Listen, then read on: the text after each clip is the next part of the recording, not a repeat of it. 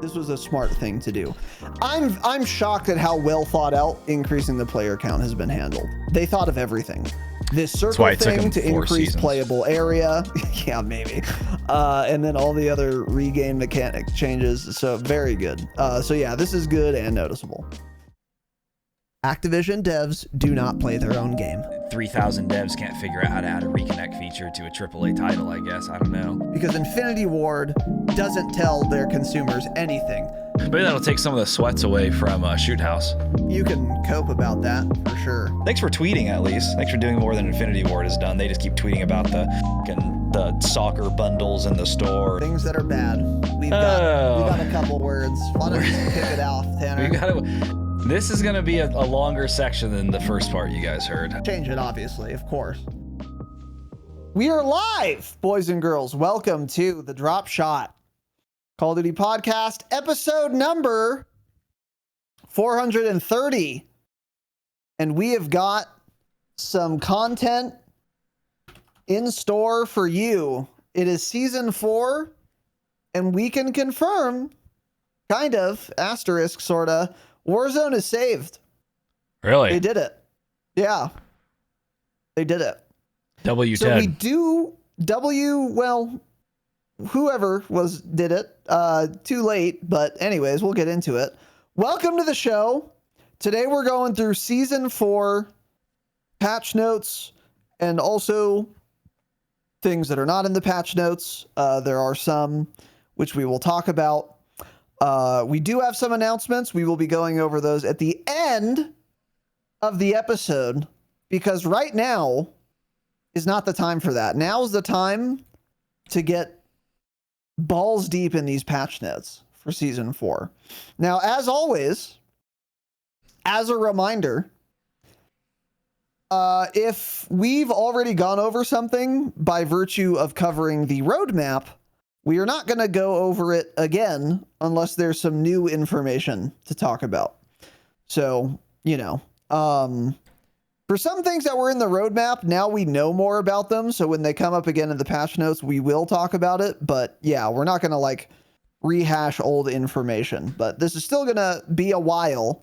And we will start with the multiplayer patch notes. So we got season 4 on Wednesday. And we got a lot of surprises, mainly in Warzone, which we're going to go over next. But starting with season 4 of multiplayer here, we got the new maps. I've played Paris and not Tokyo yet. I tried to, couldn't find it. But I did play Paris. You couldn't find it, huh? Yeah, couldn't find it. Really? Didn't come up. Yeah. I've heard they're both really good maps. Paris playlist, but not a dedicated Tokyo one. Yeah. That makes sense. Paris is a really good map. I like it a lot. It's unique and interesting. So we'll talk probably a little bit more about that on Saturday for our first impressions / review episode. But yeah, the maps seem to be pretty good, so that's cool. We got the new modes. I did play Hyper Cranked as well. It's cool. Feels like Cranked. Not super earth-shattering or anything. Cranked was a lot better in MW19 because MW19 was a lot slower, frankly, than MW3 is. Particularly what was it? Movement speed or weapon reloads or something? I don't know. But Cranked felt more different on MW19 than it could have been, game, the reload and stuff, because the movement in MW19 was fast, so I don't know. Or it was just because...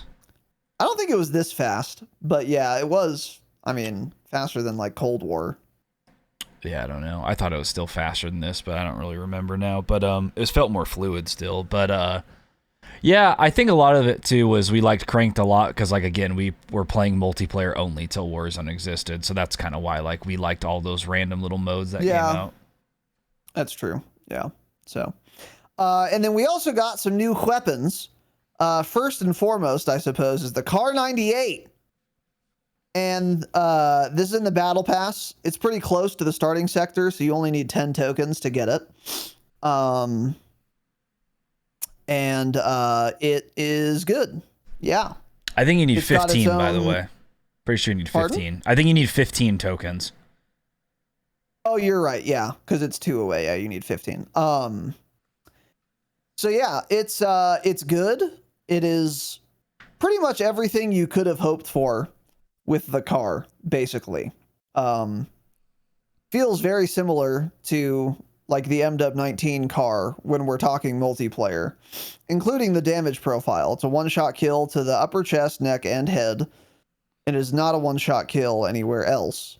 But that's not a very difficult hitbox to hit. The irons are great. It's fun to use in multiplayer. All that. We'll talk more about it again in our first impressions episode, but it's quite good. And then in Warzone, it is functioning, as well as could be expected. Meaning it can one-shot, and it can't one-shot to any range. But if you maximize for damage range, you can get it to 85.9 meters. That's what my game says. So you can get a one-shot headshot to 86 meters, which is respectable, quite good. Yeah. Very similar to like the Stalker one-shot range. It's also quite quiet, and that's actually relevant because I have been playing a lot today and yesterday, mostly yesterday because I had the podcast today. I got off, unfortunately, on a W to do this.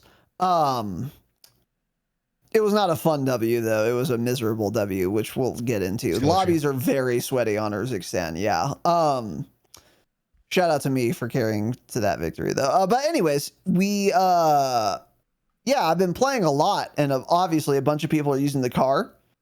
And there are times where I'll get shot at by a sniper and not know where they are because I can't hear it. Which I didn't know I used that information, but I do. It turns out I do use that information because if that guy was using a cat, even with a silencer, I would know the direction, the cardinal direction of where he is. I wouldn't be able to pinpoint him like a bat or anything like, oh, he's on that building 106 meters away on floor 7. I'm not that good, but I'd be like, oh, he's on my right side. I heard it like on the right. So then I could like look over there. Yeah. With the car, it's so quiet. I will get shot and I'll be like, I don't know where he is, even though he's not that far. It's actually kind of relevant and pretty interesting. I don't know. I thought I'd point that out. But anyway, yeah, it's good in Warzone. A lot of people are using it.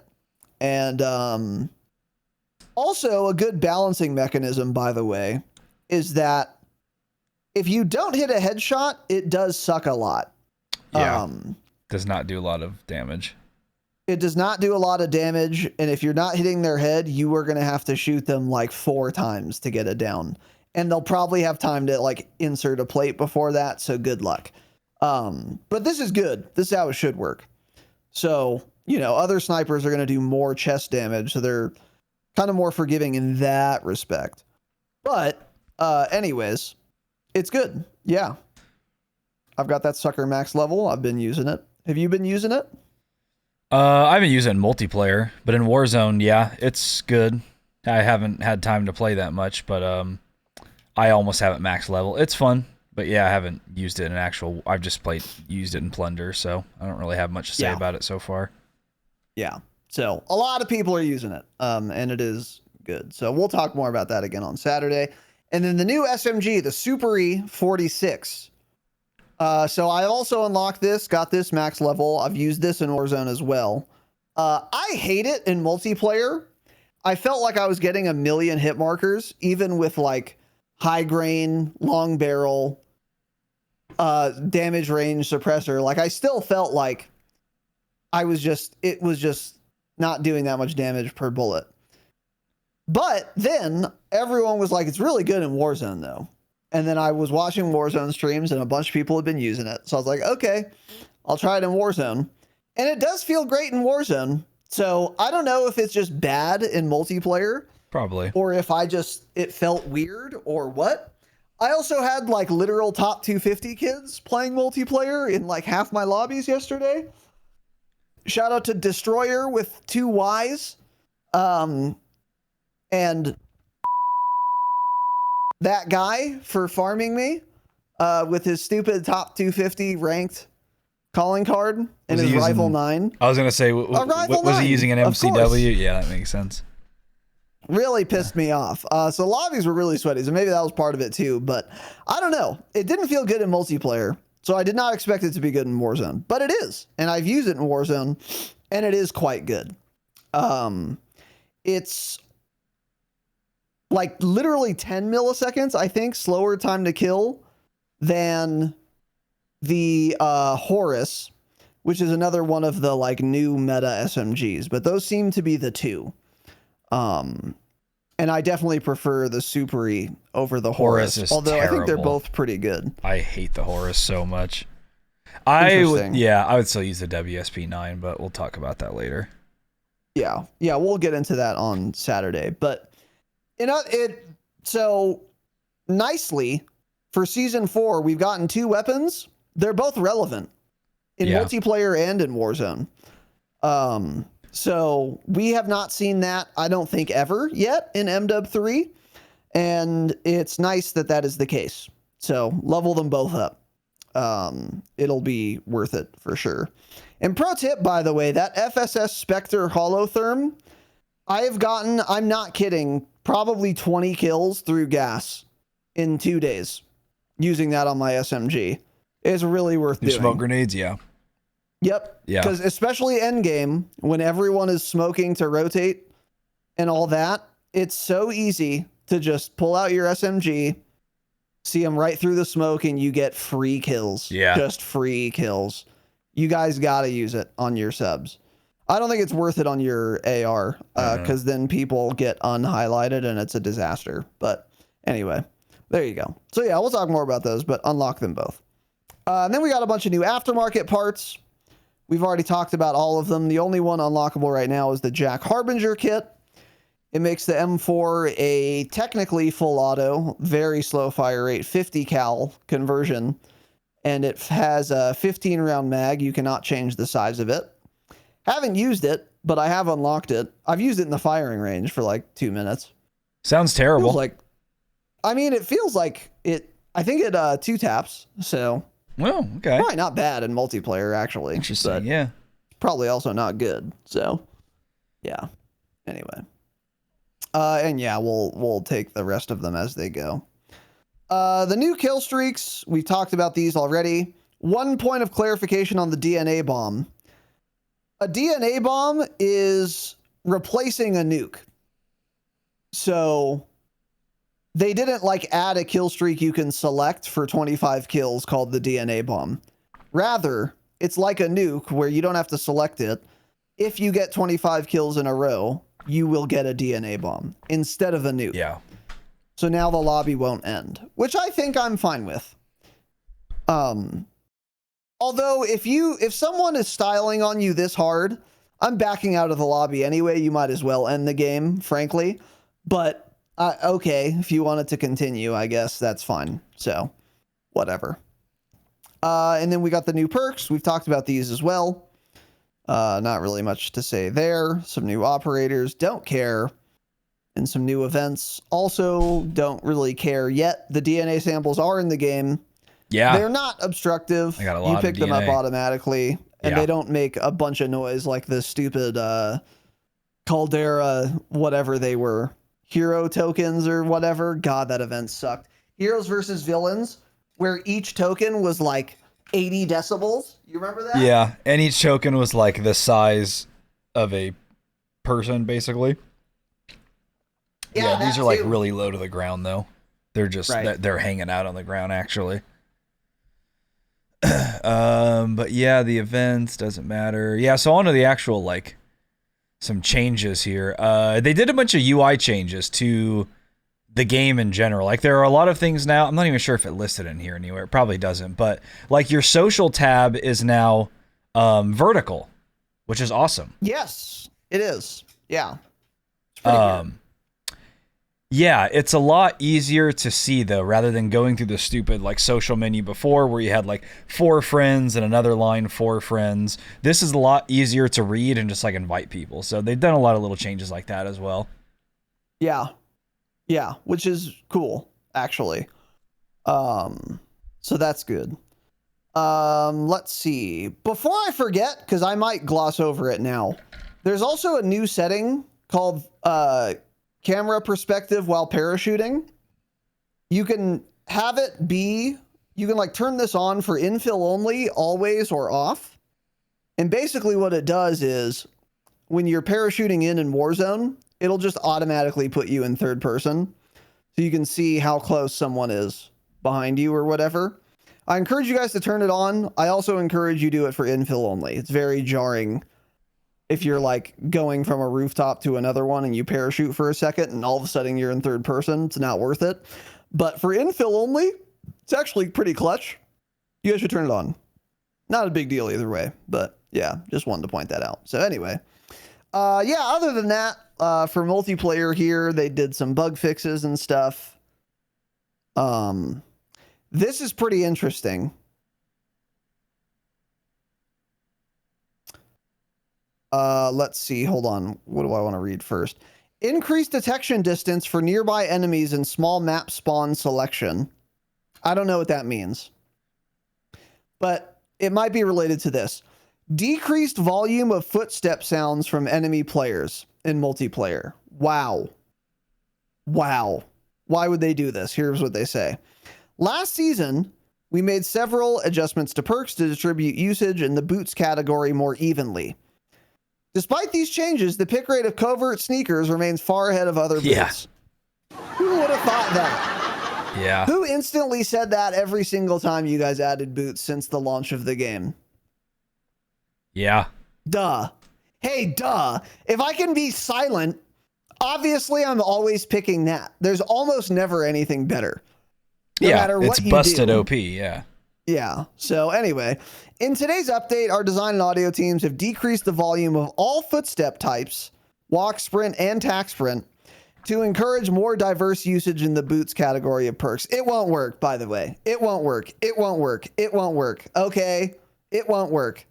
I don't know. I And I saw hate it. a few multiplayer kids tweeting out how they stopped using them to use other boots because the footsteps are silent enough now. That I saw quite a would few blow my people saying mind. that. That would blow my mind. I guess it does kind of depend on the game mode, to be fair. If you're playing like Hardpoint, probably get away with it now, depending on how much the footsteps are quieter. But like if you're playing Search, you're still always taking cover. Well, yeah, sneakers. yeah, of course, yeah. I think for every other Interesting. mode, maybe you can swap off them now, though. Which would be nice, because there are a lot of options in boots. It's too bad you've basically been forced to run covert sneakers, or you're at a severe disadvantage. Yeah, for sure.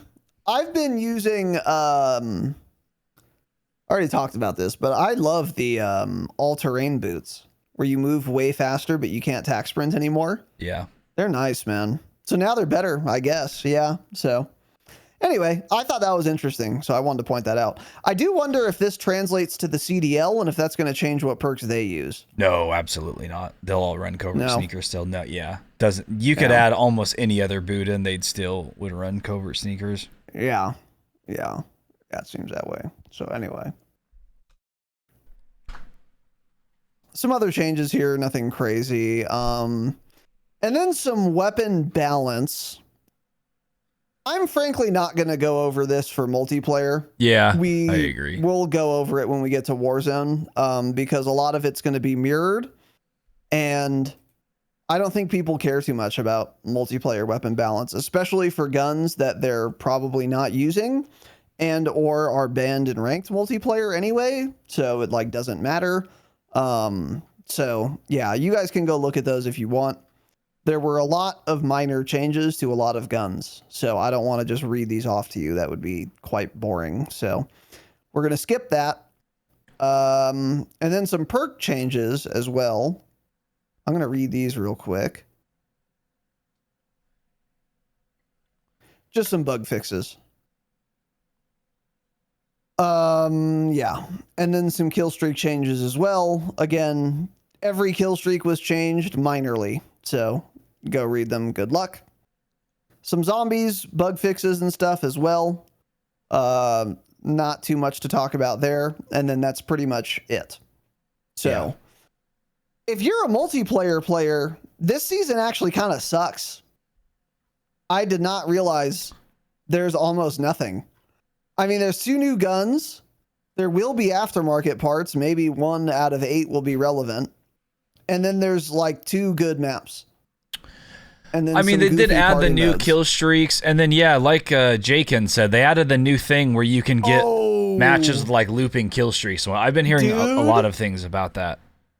Yes, I forgot to mention that. When I was playing yesterday, I played a ton of multiplayer yesterday because I wanted to level the car, unlock the Super-E, max level the Super-E, and then do the first weekly challenge. So I did all that yesterday. So I was on for quite a while yesterday. And then after that, I'd played Warzone, actually.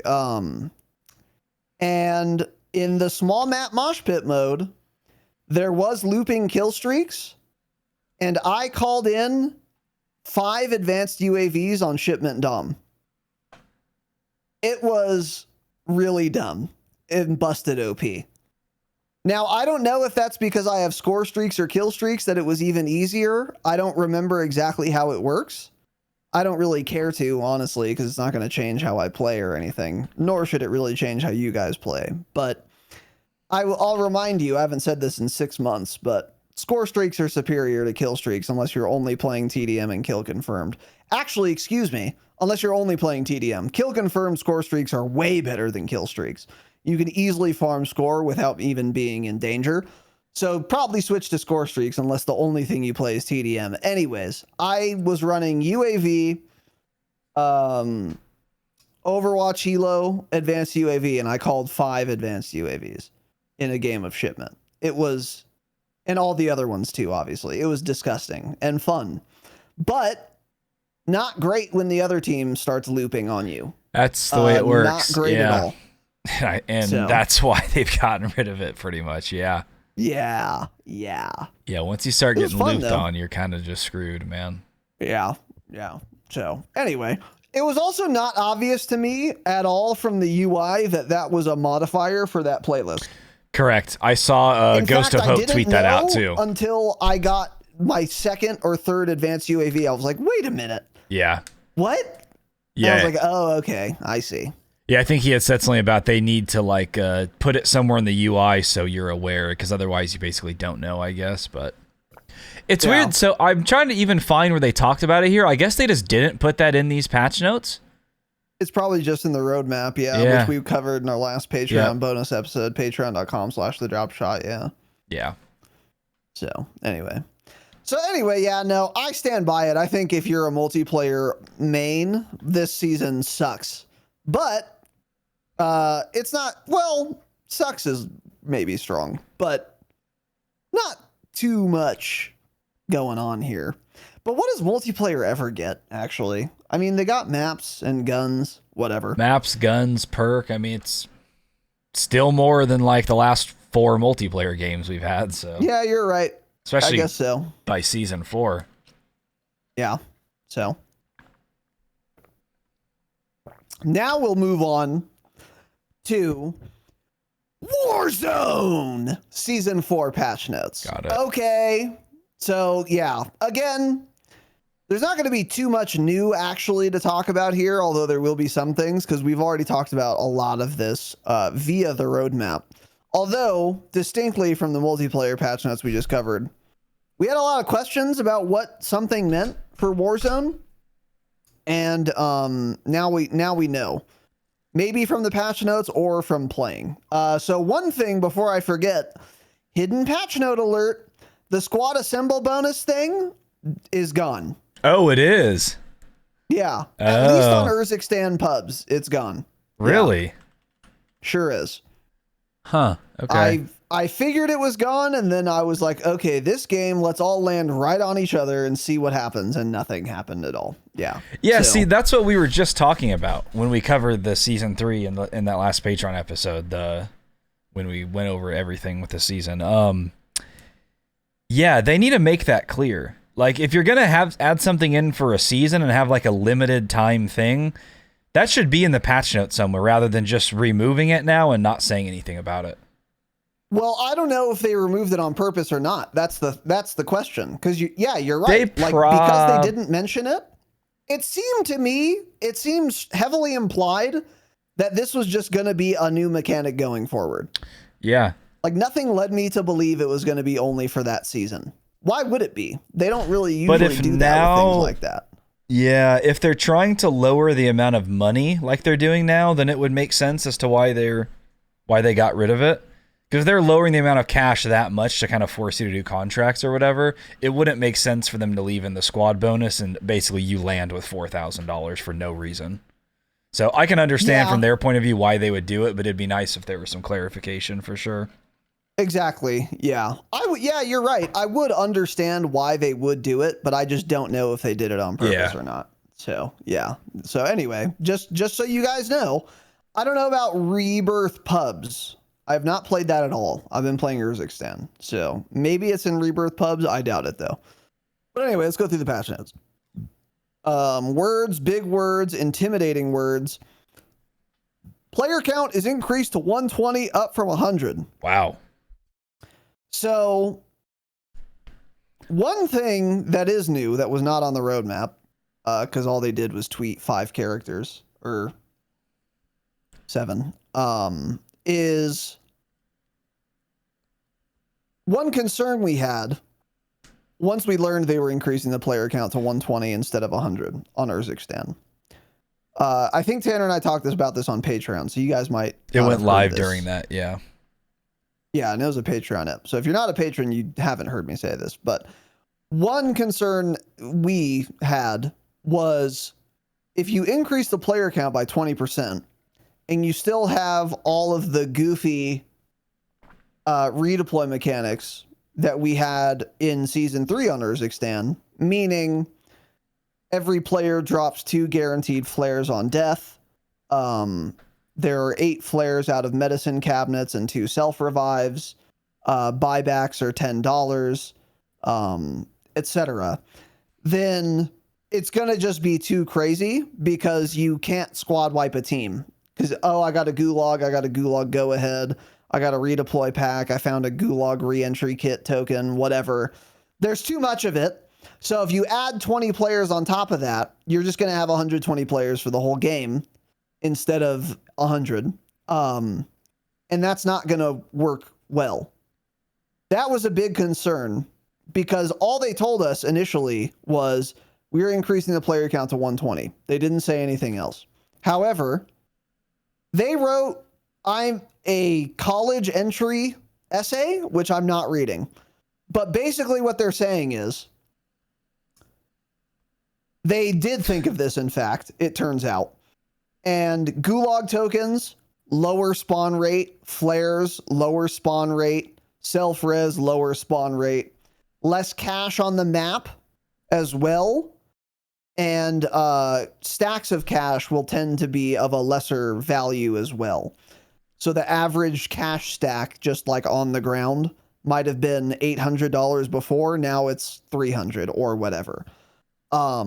And the reason they did that is to counteract the increased player count. And having played, this all seems true.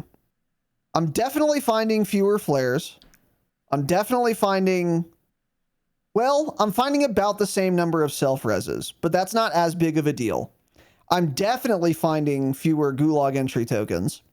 I have not found a single redeploy pack. And so there are fewer game regain mechanics, and it really does feel more like a BR now, and it is harder to regain. But the biggest reason it's harder to regain now is because there's less money on the map now. And that is, they said they did that, and they said they did it on purpose. And it's absolutely true, and it's extremely noticeable. So before, what the strat was when we played Urzikstan was we would land wherever we want. We would loot for about 45 to 90 seconds, and then we would buy a loadout without doing a contract. That is no longer possible. It's literally impossible. Unless you get insanely lucky or you're in like a high value loot zone, which we'll get into. Good luck finding one. Still haven't found one, by the way. Cool. We'll get into that. It can't be done. by the time you have enough money, if you're not doing a contract, the free loadout will have already dropped. So the strat, once again, is to land and do a contract. It's extremely noticeable. But even, again, to get back to my original point, regaining's a lot harder now because not everyone is just sitting on 20K by mid-game anymore. It doesn't happen. So if two of your teammates die and you need to buy them back, which is more likely because you are finding fewer flares and you're finding fewer Gulag reentry tokens and redeploy packs, then you're going to need to buy them back. And now that there's less money, you might not have enough money. So it does feel a lot more like a standard BR than a battle resurgence like it used to. And it does feel good. And the more players is also fairly noticeable in mid game. And the end games feel about the same as they used to. So the end games aren't too crazy like we were also worried about. In summary, I'm a big fan of these changes. I think they did this perfectly. And if they were going to increase the player count, they did need to make regaining a little more difficult, which I think they accomplished. The only kind of annoying thing now, especially since they removed the squad assemble thing, I don't know if they did that on purpose or not, is that buying a loadout right away is a lot more cumbersome. That's the only thing I don't love, but I'm not sure how they would get around that besides re-enabling the squad assemble feature, basically. Got it. Yeah. Gulag tokens were not in buy stations before, correct? I never would have bought one. I don't know. Because they say in here too, they're in buy. It's a guaranteed availability in buy stations now. Oh, okay. Which is interesting. I don't think they were. If so, I've literally just never seen it. But yeah, they like explain in what they said, like how things spawn. Basically, it's like redeploy flares will only spawn in legendary chests, and it's not guaranteed. But that's the only. So you will never open a normal chest and find it ever. That's not the way it works. So they like explain it all. They also adjust pricing of things in the buy station. They got rid of certain things. I don't know if that's somewhere in here or not. Like durable gas mask they got rid of, or they like changed like the spawn location of durable gas masks and a bunch of items. I don't know if that's in this one or not. I don't know. Hopefully it says it somewhere else. I don't know if they write that specifically, but like legendary items seem to only spawn from legendary it's down further. Chests, basically. It's in the loot updates at the bottom. Yeah. Okay. Okay. Yeah. Yeah. Which also I think is a good change. It makes those orange crates more relevant. It also makes supply UAVs more relevant too. Before I'd find them, even after the update, where they only showed good ones, I'd be like, I don't really care. We have loadout already, whatever. But now it's like, okay, I can get durables out of that. I can get flares out of that. I can maybe get a redeploy pack out of that. I don't know if they completely remove them or not. And I can't get those items any other way. Yeah. So now that makes those more sought after. So it makes this like the supply UAVs more relevant, which I also think is quite cool. And another thing, I don't know if this is in the patch notes, but Urzikstan now does also have the favorite supply boxes. So make sure you set your favorite class to guns that you want to use, because you can find those red boxes that'll have your favorite class 2 guns in them. Those have been on Urzikstan. Have they? We've had those for like at least 2 seasons. On Urzikstan, really? Yeah, because we talked about how they were different colors on Urzikstan and Resurgence. I remember talking about that in Warzone 2. Anyways, whatever. I guess, okay. But one other thing I'll say. Oh, you know what? Maybe I was in a high-value loot zone. I was about to say Trump Tower has way better loot than it used to. Because there were like a ton of orange boxes and a favorite box. But maybe I was in a high-value loot zone and didn't know it. I don't know where it says it. I would imagine it just says it somewhere around like your TAC map that you're in a high-value loot zone. Or it's just and Jake didn't see it, if that's true. Or it's just right below the compass at the top, probably. Maybe. Yeah. Yeah. Anyways, yeah, I don't know, but we'll get more into the high value loot zones. But yeah, this is a great change. And I don't know what people have been saying about it. Everyone on Twitter has been very excited that Urzikstan is now 120 players, but they were all saying that like before the update. So Yeah, I would imagine they still have the same enthusiasm, but I haven't actually seen that yet. I do wonder too, because a lot of those people, I bet, were assuming and like hoping that no other changes would be made, and we would just get 20 more players. Like that's what everyone has been saying for a long time. So yeah, I'm kind of interested to see what a lot of those guys say too, because like I was saying that early on, I'm like, we need more players, but the game is going to have to change in a lot of other ways rather than just get more players. And then it got to the point where like last season, everything just at times, not every match, but it would feel so slow, and it's like, okay, just give us more players and do nothing else at this point. Just do something. So now they've given us some more players on the map, but they've also reduced the chances of coming back as often. I mean, it's still a lot easier to regain in this game than it's been in Warzone in the past, so still a lot easier than it was, but yeah, for sure. Yeah. So overall, very good though. Because yeah, we were concerned that the regain mechanics was going to kind of ruin it, but it didn't, because they actually addressed all of that. So we'll have more to say on this on Saturday as well, when we have played more Urzikstan. But I've already played it quite a bit. So yeah, moving on. Urzikstan bunkers. So the bunkers now have additional loot and also an alternative exit. One thing, so this morning, we all hit a bunker. So the loot is just as good as it was before, except there are also potentially Foresight Specialist and the unlimited tac sprint boots.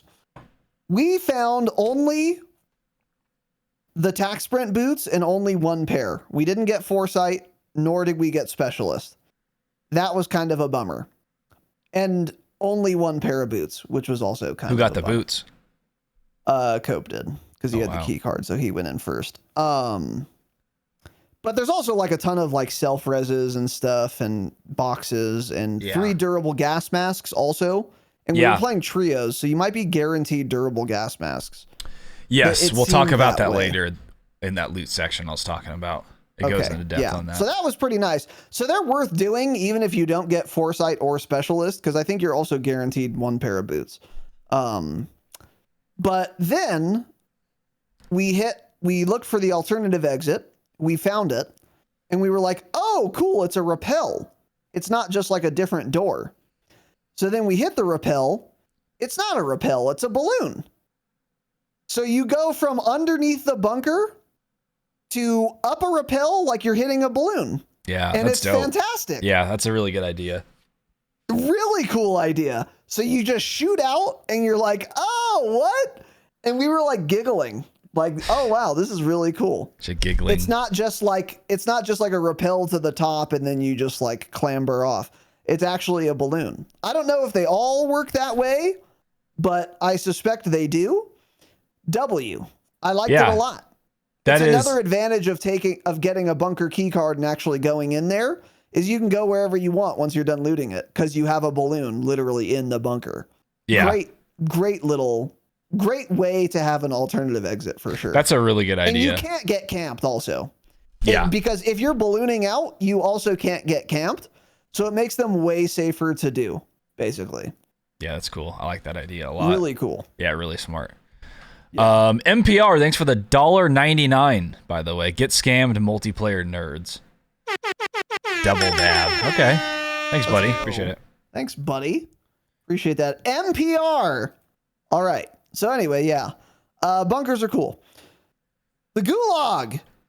4 new Gulags have been added. Oh, you must have tested this a lot. No, I don't go to the Gulag, so okay. I have nothing to say on this. But cool, okay. I won't have anything to say all season. I'll never see it. Buyback Royale is in. It's solos only on Urzikstan. Haven't played it because I have friends. But cool. Okay, this is interesting though. Players need to make sure they have 4,500 when eliminated to afford a cash deployment. So cash deployments are more than just buying back a teammate in buyback solos.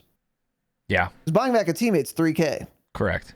I don't know if it always worked that way. Pretty sure it was always 4,500. I think even back in Caldera it was. Oh, okay. Well, there you go. So that's in if you don't have friends, which most of you don't. So anyways, here's one thing I forgot about and didn't look at, but we mentioned this on the roadmap. The Warzone rewards contracts or whatever, challenges. Economics, contracts, social, mode, and Champions Quest categories of persistent challenges in Warzone. We were told the categories, we were not given any examples, but now we have some examples. So for economics, for example, if you loot 100 supply crates, it looks like you get a terrible emblem. And then if you loot 100 legendary supply crates, that would be the next challenge you unlock. So you can't start earning that until you do the first one. Then you can earn a terrible looking calling card. And then after that, the third challenge, spend cash and BR. Okay. And then you get the worst looking thing so far, which is another emblem or sticker. Don't know. And then the last challenge, at least in the screenshot, what does that say? Stations in a single BR or resurgence match? I don't know.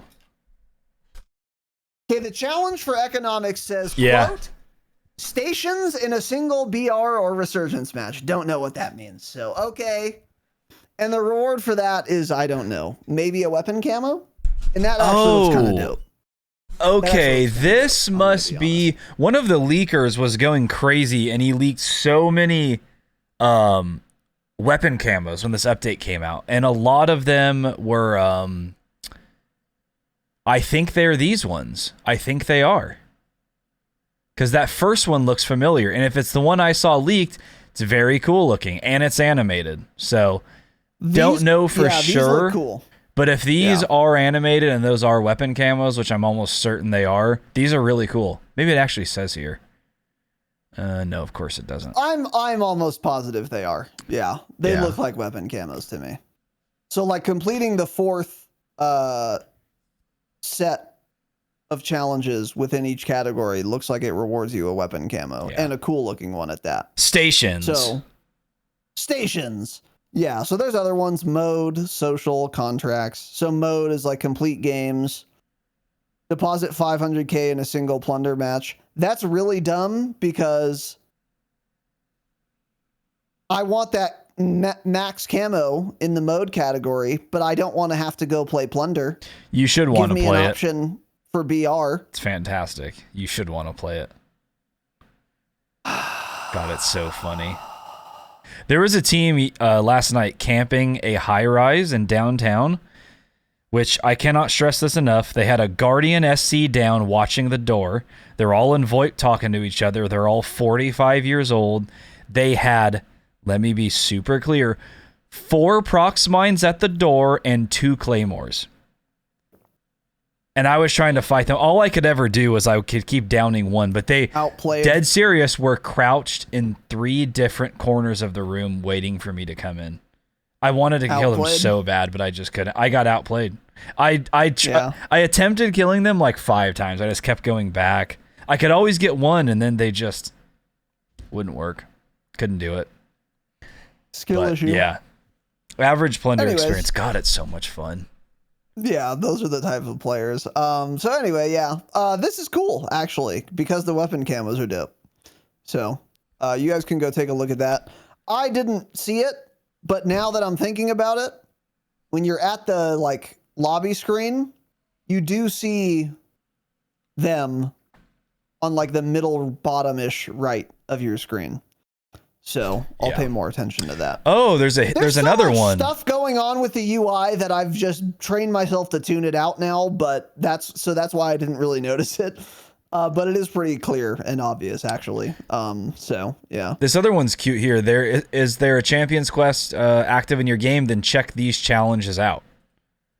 Yeah, doing all those would probably be super hard. And you'd probably get a guarantee crazy one of camo. them is like steal a thing from another team, for example.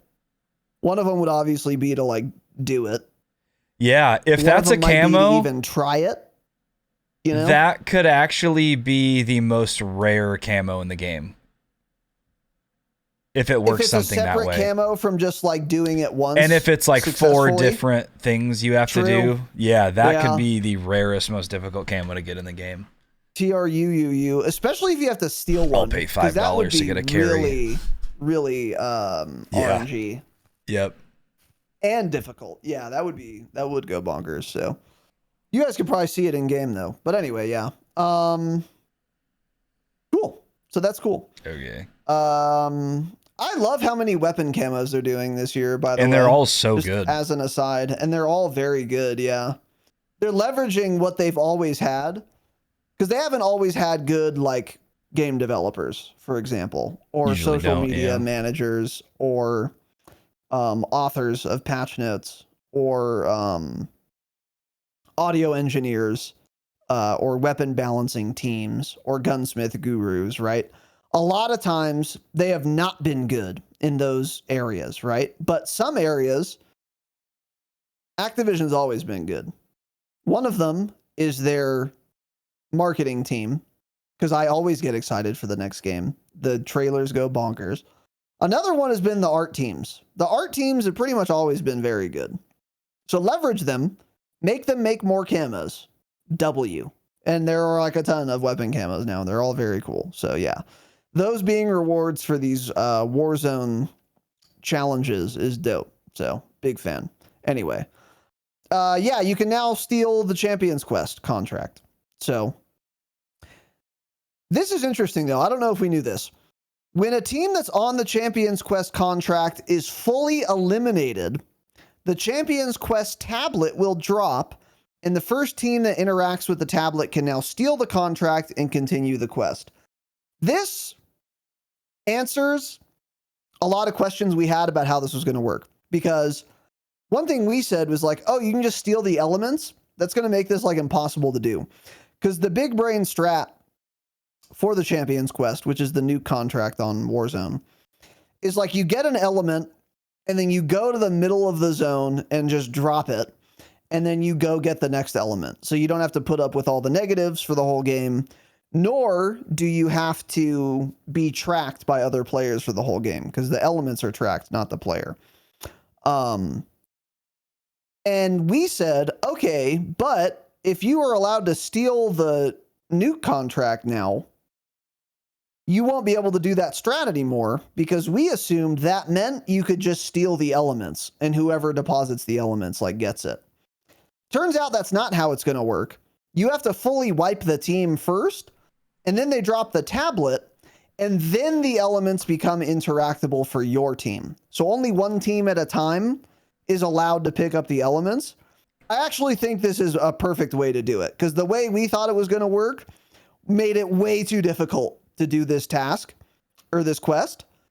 But now this is like perfect, actually. It's not cumbersome to steal a contract. This is still like definitely doable. You just have to wipe the team that's on it. But it's also not impossible for you to do it if you're the first mover on this. I think this is a great way that they handled this, and I'm glad they clarified how it works. So when they say fully eliminated, are they saying your team is wiped and no longer in that match, or like Correct. Just if everyone goes to the gulag and you're like eliminated that way? Okay, so it's basically, I would assume the former. That's not that Yeah. easy then to fully wipe a team at all. No, it's not. A team on a nuke contract to fully wipe them in this Warzone game, that's not easy to do, because it's going to be 4 really good players probably if you're playing quads, and Think of they all have to our lose success rate gulag. doing nukes, though. Yeah, with you they weren't high. Yeah. With you, they weren't high Yeah, either. You've done it once. but, We're like 10%. You know, we weren't doing like the meta strat, to be fair, but like, We never did any it's of the not meta even that strats. you have to wipe the team. It's that the team has to die. Doesn't really matter who wipes them, because they'll drop a tablet and then you just go pick it up, basically. So, I think this is the right way to do it, because it shouldn't be too easy to steal it either, you know. So Yeah. I think this is way better than what we thought it was going to be, basically. Well, it's just usually I feel like when you're wiping a nuke team, it's going to be pretty late in the match, and then I don't know how that's going to work with assembling the bomb and everything. I'm sure somebody's done this by now. I would love to see gameplay on exactly how this works. Because, like, if they had elements somewhere and died with them, when you pick up that contract, do you just grab their elements, you think, or do you have to start something over? Okay. That's what I'm assuming, I would too, assume but... that's how it works. Okay. Yeah. Because it says you can now steal the contract and continue the quest. So I would assume that whatever elements they had, the game doesn't spawn new elements or anything. Or it makes you do anything new, yeah. Correct. Yeah. Right. So I think that's cool. And we'll I'm sure see more about that going forward. But anyway, the tac sprint boots are in. Unlimited tac sprint boots. They do not drop on death. Only one can be found in bunkers. They explicitly state this. Dumb. They give you an increase to your base movement speed and infinite tac sprint. I don't know if we knew that they increased your base speed, but that's like arguably even better than infinite tac sprint, actually. That's kind of insane. You just get like lightweight plus infinite tac sprint. Yeah. They do not reduce your fall damage, though, because I think they mentioned that as a correction. So if it said that before, they don't do that. But they give you unlimited tac sprint and increase your base speed. That's really good. Yeah, and they say can be found in bunkers, one per bunker. But people in Discord last night were saying they were finding them in duffel bags on Urzik stands. So you could also find them just like in boxes. Yes, Jake found a pair not in a bunker. Yeah. Okay. Interesting. And I guess it just literally looks like a pair of boots on the ground, and you just pick them up that way or something. I haven't seen them yet. Yeah. But yeah. So okay. Specialist perk pack is in. You can get them from a bunker potentially, or you could buy it at a buy for 30K. That's by the way, gonna be hard with now. the money changes, the greatest of luck to you getting $30,000 to buy a specialist perk package. Unless you're doing all the contracts, I don't see. You'd have to be a contract gamer. Yeah. And then, if you're playing quads, like it'd be fairly easy for one person to get it at some point in the match after you do a couple contracts and loot around. But to like get your whole team or something to have them in trios and quads, it's not happening. And even to get one person specialist, it's like, before I would want specialist and quads, I would want all four of us to have gas masks. I'd want all four of us to have loadout, obviously. I'd want all four of us to have self-res. I'd want all four of us to have like a UAV at least. So like to have all of that and then 30K left over for specialist, I don't know, man. Yeah, that's a good point. Like spending 30,000 on specialist bonus when you can get 4-player self-revive and then a few streaks. Not at all worth it. Yeah, not at all worth it for one guy to have every perk in the game. It's just not. It's cute they added it to buy stations, but yeah, it's like even if we had the money, you're right. When you go to actually sit there and spend it at the buy station, you're going to think, should I really buy this or should I spend this 30,000 on? I mean, I could pop an advanced UAV and still have a bunch of money left over. Exactly. Yeah, that's so, not worth it, it. I think. Yeah. Not worth it. However, I like that it's extremely expensive anyway. Yeah. I wouldn't want a bunch of people having. I don't want it to be 5K, so whatever. I guess it's fine. The Bunker Buster is now in. On Urzikstan as well, and it does appear to work. I don't know if it works on the literal bunkers. By the way, we were joking about that it probably doesn't. Yeah, on the literal bunker, I bet you it doesn't work, which is hilarious. But on buildings, it certainly works. We were at Popov. I had one. Jake was in a building next to me on the bottom floor, and he got down to some TikTok kid. He's like, "Oh, I know this guy," from his handle or whatever. So I bunker busted his building. I downed the guy, and he immediately backed out. Who was it? I don't remember his name. If Jake is here, he can tell you. I don't know. I didn't know his who name it was. so we can make fun of him. But yeah, that guy. But anyway, they're in now. They're okay. Maybe it was my boy TC Tech. are in. And I wish. And they're good. So that's cool. And this is, I have some issue with this. Oh, it says point. right Loot here. hot Yeah. zones. Okay. So we were so excited about loot hot zones. And the last time we had loot hot zones that I remember was on Caldera. And the way it worked was you're in the plane on Caldera, you open your map, and there are a bunch of extremely obviously well distinguished, legible circles that say in flashing neon, loot hot zone here, get your loot hot zone.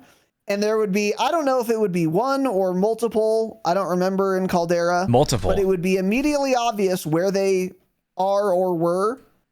And you could just go land on them, and that created hot drops. Super cool. Since they were called the same thing that they're called now, loot hot zones, we assumed naively they were going to work the same way. However, here's what they say. Designated POIs on the map may now be identified as loot hot zones. These do not appear on the TAC map. Rather, they must be discovered. Defeats the whole purpose, though. Oops. Dumb. They Dumb. missed with this. Dumb. Yeah.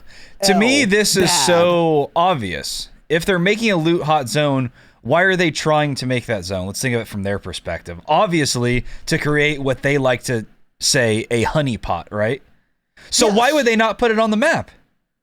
That doesn't make Right. any sense. This is a great mechanic that belongs in the game. Just tell us where it is at the start of the match. Or don't name them hot zones, because it's not going to be hot. It's just going to be a zone that you accidentally stumble upon and then find out it has a lot of loot. Yes. Call them loot zones. Don't call them hot zones, because they're not going to be hot, because nobody knows they're there. Ridiculous. They're RNG luck zones. Yeah. So it goes from being a really cool mechanic to incentivize a honeypot situation, a good location where everyone knows where it is. You drop there, you get a ton of action if that's what you want, and you avoid it if you don't.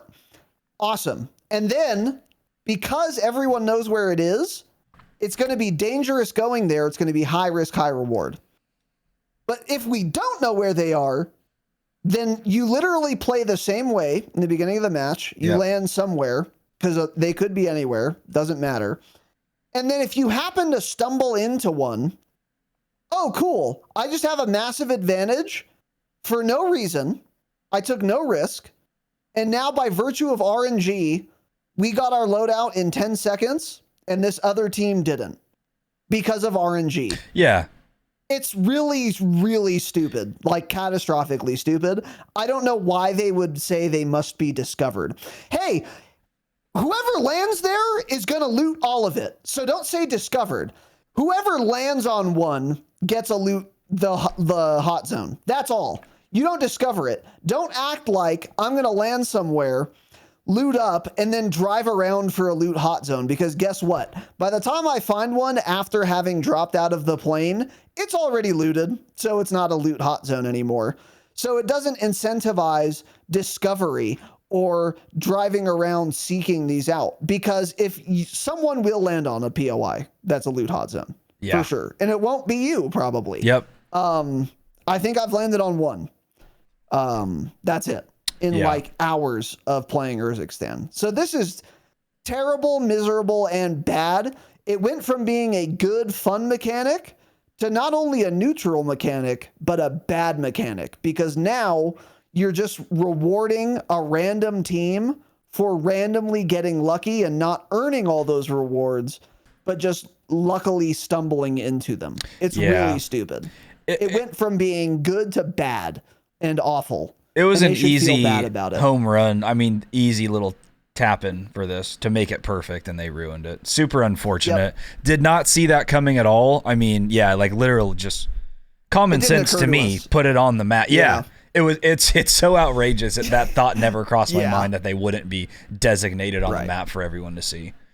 So yeah, really stupid, really disappointed about this, because this was one of the things I was most looking forward to, because this is exactly what you would think they're trying to get, which what people want, the game to be not so slow. So they added more players, great. This was going to help a lot. more players and then a lot of people landing there. This would be sweaty areas. And for players who know they're not as good and they don't have their gunny up, they turn aim assist off, they can just not land They here. play better without it. They play better without aim assist. They can land anywhere else and loot the area and be fine. So this is really dumb, and it pisses me off that they did this. I hope this has changed. I was hoping it was like a bug or unintentional, but they explicitly say it is not unintentional. Yeah. It is in fact intended to work that way. I really hope they change this too. Yeah, this is really stupid. Mm-hmm. I don't know what it accomplishes, actually. What's the goal when you implement this? I don't even know what they're thinking. Like, what do they want? Yeah, because it's like, what are they trying to accomplish? I don't get it. I almost Actually, wonder I don't. because they say rather they must be discovered. They're like in their mind, they're thinking, oh, let's get people to travel to more POIs in one match. But it's not going to work that way because people after a week of going to different POIs and never finding any, they're just going to give up on them and stop playing that way. Where if they were on the map, people would continue to go there the whole match because I'm sure they're full of resurgence chests too. So the loot will respawn. And especially if there's high value loot zones and you get the event where all the chests respawn, it'd be an insane area again. And it would create, a hot area mid game when that event happens. Oh, so, that's interesting. Yeah. Yeah. Crazy. This is just crazy that they implemented it this way. Pisses me off. Yeah, I agree. I hate it a lot. So anyway, we also got the Runaway Train public event. Oh, this is neat. They actually tell us each BR match will have a 10% chance of ending in a Runaway Train public event. Let's continue doing this, by the way, telling us what low percentage means. I'm a big fan of that. Because they say the heavy armor plate event is a low chance.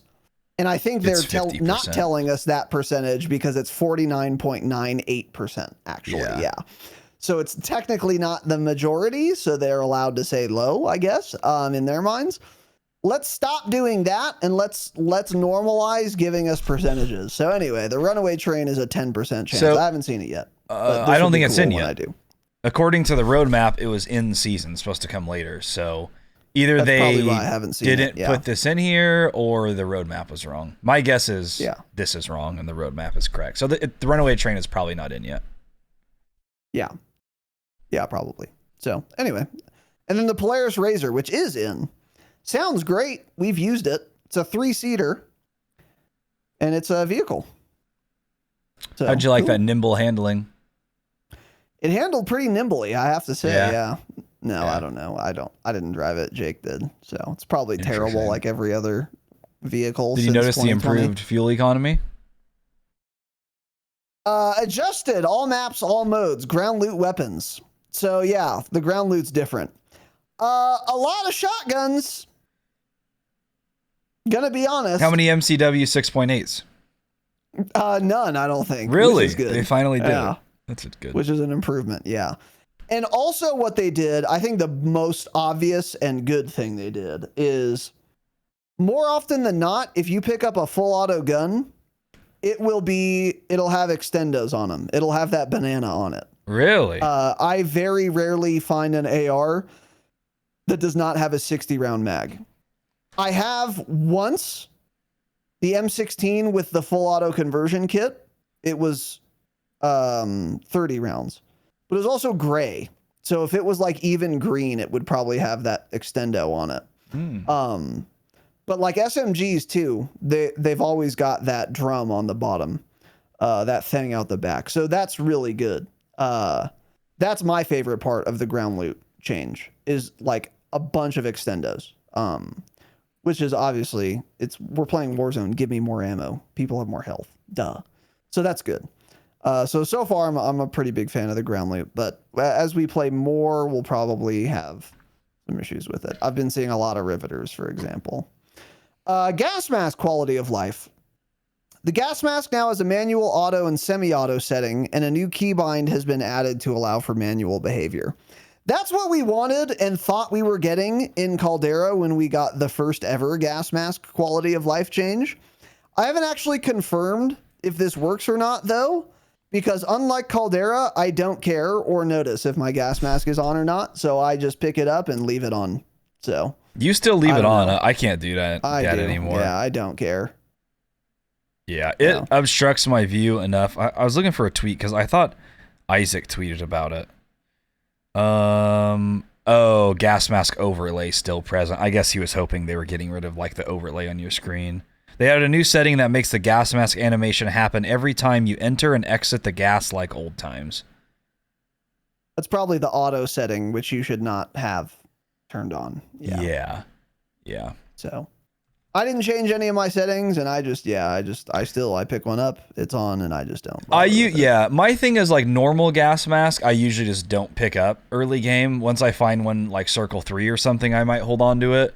If I find a durable though, I just stow it in my backpack typically, and if I really need space, I'll just equip it. But yeah, I find it like long range fights with like a Jack glassless optic or something. It's enough to screw you up at long range and not see things as clearly, so I don't usually keep it on. Yeah, that's fair. A lot of people don't. It doesn't bother. I don't even notice it, actually, yeah. So I just leave it on. But anyway, that's a good change that they did that. Buy station improvement. Purchased weapons will now drop behind the player to make them easier to distinguish from nearby loot. This is more relevant, in my view, for Resurgence, actually. Because you don't really need to buy weapons on Urzikstan still. It's not that hot. You can just save up for loadout, and that's what you probably should do. But on Resurgence, where you have to buy weapons a lot, especially if you solo queue, this is a good change. Because it was annoying if I had like 5K, it's like, all right, I'm going to go buy both my guns. And then it's like, okay, well, I can either like buy one and then weapon swap and then re-enter the menu like a butthole, or I can just buy two and then the first gun I bought is now like halfway glitched into the buy station and I have to prone and find the right pixel to pick that up also, and it was annoying. So this is a good change as well. Big fan of that. So anyway, Urzikstan BR, the initial circle will now begin to shrink in 2 minutes instead of just 1 minute. I like that change. Yeah, and it is noticeable. It started coming way too fast before I thought. Yeah. Plus, this makes it much less punishing to land outside first circle, which they needed to do. If they're going to increase the player count by 20%, you need to increase the playable area as well. And by making the gas move slower initially, that's exactly what they've accomplished. So this is good. This was a smart thing to do. I'm shocked at how well thought out increasing the player count has been handled. They thought of everything. This circle thing to increase playable area. Yeah, maybe. And then all the other regain mechanic changes. So very good. So yeah, this is good and noticeable. This I haven't noticed. Redeployment weapons. Players will now respawn from Gulag with updated primary and secondary weapons. So it's not the same things you'll win the Gulag with, I guess. I thought somebody in chat earlier, I don't remember who it was, that's only about you come back with pistols again now. I don't know if that was about the Gulag or not. That's not always true. Maybe if it's early game, but I've been bought back with a full auto gun. Like yeah, maybe it varies based on that. Yeah, which is, I mean, that's how it works in Rebirth, it does. So yeah, I would assume so. Yeah. Oh, and buyback solos he was talking about. Okay, that's what he was talking about. Okay. Oh yeah. So, yeah. I think you should always come back with just a pistol. Getting landed on by someone who gets rewarded, whatever. Gulag loadouts have been updated as well. C4 has been removed. I don't know. It's fine. I don't really care. Loot updates. Loot has received a general balance pass. Many items have had their rarity adjusted, making some more common, others more rare, blah, blah, blah. The overall acquisition rate of cash via ground loot and supply box has been reduced by 50%. Oh, wow. So, I didn't know they set a number on it. Jesus. I didn't know there was a number either, but this tracks. I already mentioned this earlier, but I'll say again. You cannot just land on a POI and loot enough money for loadout anymore. I mean, you can. It's going to take you a long time. You're going to have free loadout probably by the time you do that a lot of times. Or before. Yeah. Usually before, actually. So, like, this was so obvious to us yesterday and today that we were like, okay, we have to just do contracts off rip again now. So now the strat, in my opinion, what you guys should be trying to do, is land on a most wanted and then start looting. Because then it'll only be, because opening a supply box lowers the timer. So functionally, if you pick up a most wanted off rip and then you start looting a place, you will probably be done with it in about 90 seconds, maybe to a minute flat. And then then you'll have like a fair amount more money, especially because the reward for doing a most wanted is that stupid crate that drops out of the sky, which has even more money in it. And then you can buy a loadout. So you can still buy a loadout fairly early, but not as easily and not as early as you used to be able to, especially with the squad assemble thing being gone. We don't know if that's a bug or feature, by the way. You really do want to do a contract right away. Unless you just are content waiting for free loadout, which you shouldn't be. So this does change the early game actually quite a lot. Yeah. So anyway, there are a bunch of other things here. I'm not going to read all of these, but I'll read some of them. Gulag tokens have a very low chance in general loot. They are guaranteed from most wanteds, and there's a limited inventory at buy stations. So these are the things that allow you to go to Gulag again if you've already done that. Redeploy packs do not spawn in general loot, and they have a low chance as a reward for most wanted contracts. Pretty interesting. That explains why I haven't seen one. Redeploy flares have a low chance in legendary chests, and a lower chance where support items can spawn, such as medical cabinets. And then the following legendary items are now exclusive to certain locations. Durables are in bunker chests or from intel contracts. Redeploy packs, as they said, most wanteds or in black sites. Foresight in bunker chests and not guaranteed, because we did one and did not get one. And then specialist perk pack, they only list buy stations. Maybe you can't get these out of bunkers then. Oh, what the heck? Yeah, if that's the case, that's also weird. Huh. Yeah, because then no one's going to have specialist on big map. So then it just, then it's kind of why at it at that point. Yeah, it seems that way to me. Which I'm not mad about, to be clear. I don't really like the idea of specialist in Warzone anyway, but I don't hate it necessarily either. So yeah, that's some more details on that's how the kind of changed. Interesting, because this almost makes me want to do different like contracts. Want you to do one of every contract every game. Like do a most wanted off rip, which are super hot. It's like the hottest contract early game. But do a most wanted, get rewards for that. After that, do like a quick intel, because those are like generally obvious where it's going to go. You pick up the intel, it's going to be on this tower right here, whatever you do it. So, you have a different chance of getting rewards from that. So you can get like the redeploy pack from a most wanted. Maybe it's not guaranteed. You get Gulag tokens guaranteed from completing a most wanted. And then, then after that, you get loadout. Then you do an intel contract and you get something like durable gas amounts. That's interesting. Very interesting. And Foresight's only in bunker chests. Okay. Moving on here, buy station inventory update. So what actually changed? Still 3,000 to buy somebody back, ammo box, UAV, supply UAV, loadout. Okay, so mortars and airstrikes limited to 2. Utility boxes are limited to 2.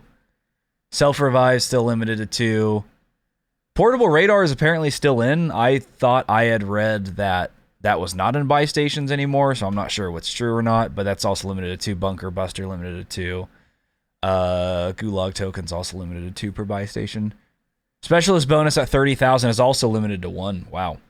Yeah, you're definitely never getting it all as a same squad. You have to go to 4 different buy stations to maybe be able to get it and also have all that money. And it's not worth it at all, like we said, so don't ever buy Specialist, actually. Yeah, it's just not worth it. Exactly. Yeah. Yeah.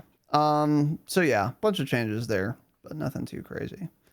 And then Rebirth Island late game circles may now end on a wider variety of locations than before. Okay. Wish that was Urzikstan too. I hoped that they would change the Urzikstan circles so they're less default circles, some more crazy ones to mix things up. Yeah. They've seemed a little wonky in the last 2 days, actually. Really? Yeah. Okay. Like Yeah, not maybe. default circles. Yeah. Yeah, And actually, that's something they could do and not mention. They would do some goofy stuff like that.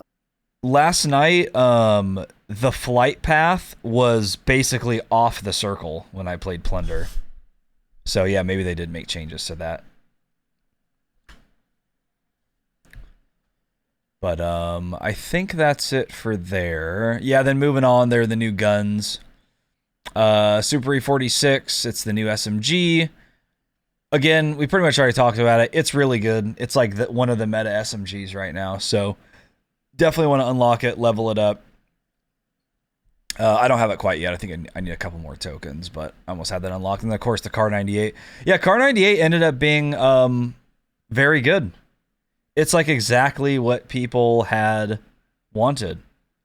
It's very fast. Frankly, it kind of seems like they've made the XRK Stalker like useless now, but I don't know. I need to use the Car 98 a lot more to kind of get how it feels. Because I also did feel like I was missing a few shots here and there, but it's a new sniper.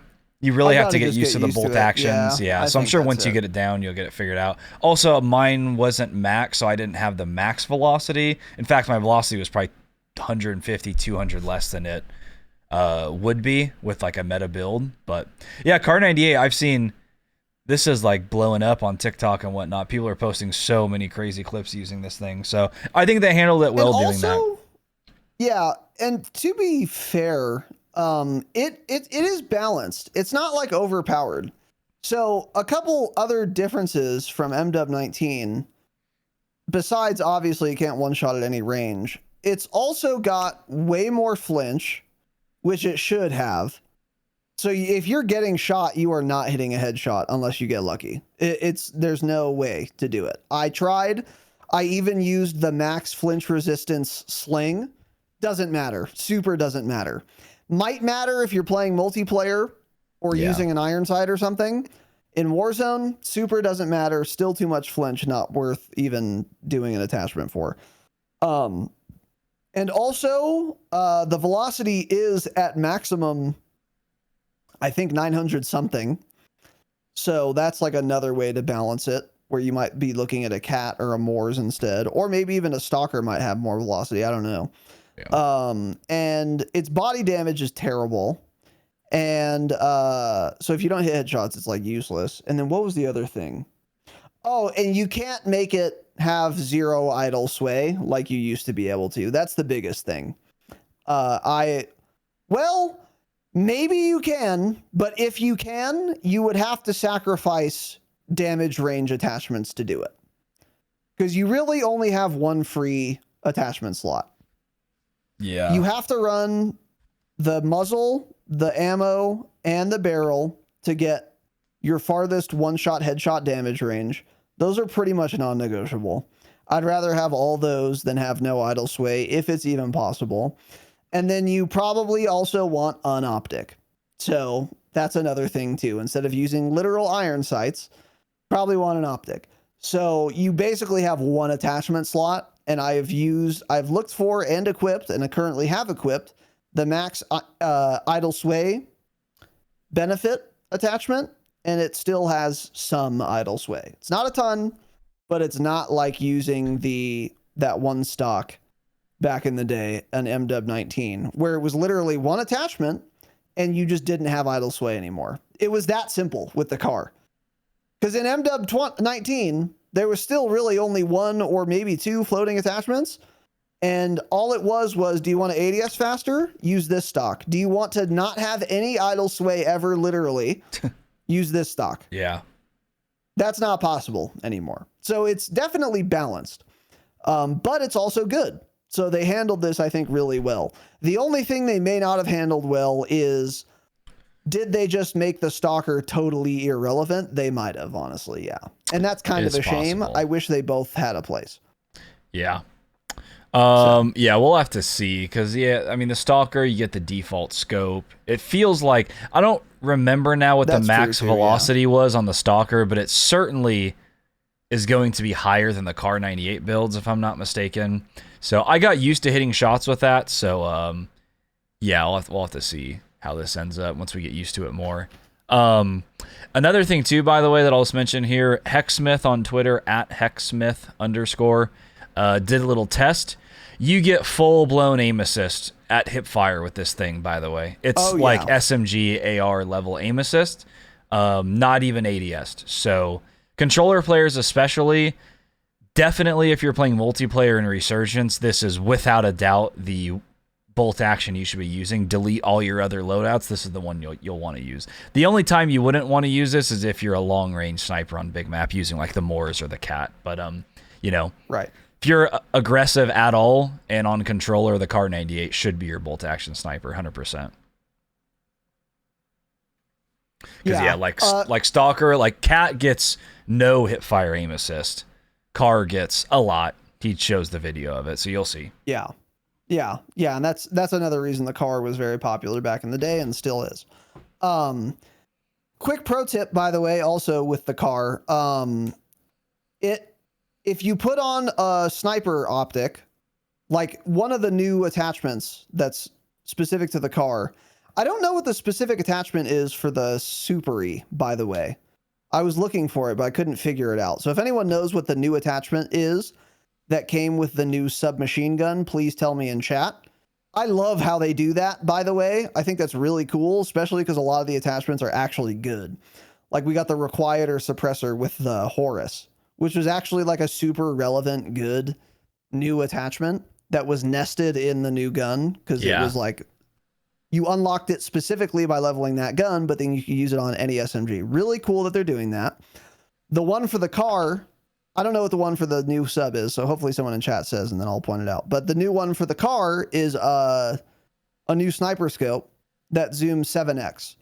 Yeah. Which is, I think, identical to what the Kar specific sniper scope and MW19 zoomed as well. So I think that's... And it called like feels like a 7 too. It zooms a good amount. It zooms how much you would want a Kar to zoom. Yeah, the perfect amount. So anyways, if you have that equipped or a similar, like, 30 millimeter rail requiring sniper scope, you have to top load one at a time rounds. So you'll have to put in one bullet at a time into the internal 5-round mag to reload. However, if you don't have any optic on, for example, if you're using iron sights, then you use a clip to reload. So you reload way faster if you don't have a sniper scope on. Yeah. And the reason I'm pointing this out is one of the optics you could use and still get the clip reload, which is 5 at one time, way faster, is the Eagle Eye, which zooms like, it was like the meta optic, like the VLK of this game, basically. You could equip that, and you can still use a clip to reload. So if it really annoys you, top loading one at a time, that's something to consider. Certain scopes will enable the clip. Certain scopes are too big for you to use a clip, I guess. This is not mentioned anywhere in the stats or anything, so figured I'd point that out as a little pro tip. So yeah, Jitsi, I would love for you to post a video, by the way. I literally tried the flashlight because it helps the aim idle sway 3 carats, which was the most I could find of any attachment, and it still had idle sway. So then I just went to an idle sway underbarrel that didn't have any cons because the flashlight has cons. This is also extremely deceiving because he's using the Eagle Eye or whatever scope this is, which doesn't zoom. Okay. Yeah, that's why. It sways a lot even with that. So by the time you put a normal sniper scope on it, like a 7 times, that's crazy sway. That explains it. Yeah. That explains it. Those I would like personally not ever use an Eagle Eye on that. Like even, I don't know, even on like Resurgence, it feels weird. I don't know. Those low zoom scopes feel very weird to me. I feel like you just hit more shots if you zoom more and their head's bigger on your screen, I never fully understood that. But another one too, if you want a little bit more zoom, is the Forge Tac Delta, the popular scope from Warzone 2 last year. According to Biggie in chat earlier, he said that one, same thing, you get the quick clip reload. Oh, okay, yeah, there you go. So there are probably a good number of optics where you can get the clip reload, but I don't think it's necessarily worth it, to be honest. I think you should pick what optic you want most and then hope that you can use a clip with it. I wonder how much But anyway, fast hands help with the single bullet loading as well. A lot. It does it? Okay. Sleight of hand does help a lot. Yeah, it's pretty fast. It's faster than MW19, I want to say, honestly. Actually, yeah. That's what it felt fast, but I haven't tried without it. Well, because remember, in MW19, sleight of hands was not a perk. It was a gun attachment that no one, of course, ran.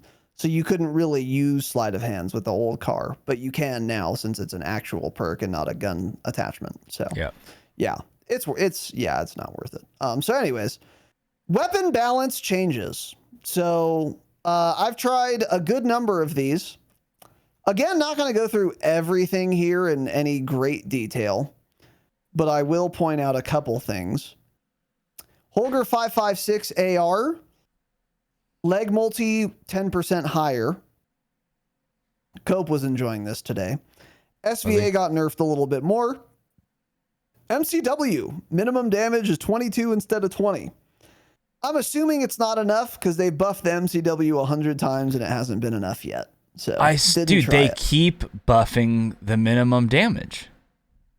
If I'm not mistaken, that's what they keep buffing because I keep saying, like, the thing is, it doesn't compete up to like 40 meters generally. Like, that's where it really, really sucks. But, okay. Yeah. Yeah, it's... whatever. God, their sales would have been crazy if they had made this thing so meta early on. Yeah.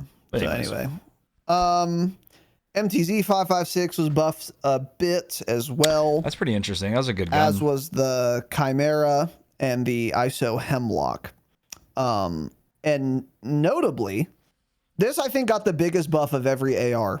The Kastov 7.62, the AK from MW2. Mid damage range 57 instead of 51 meters. That's not a big deal. Here, everything else is a big deal.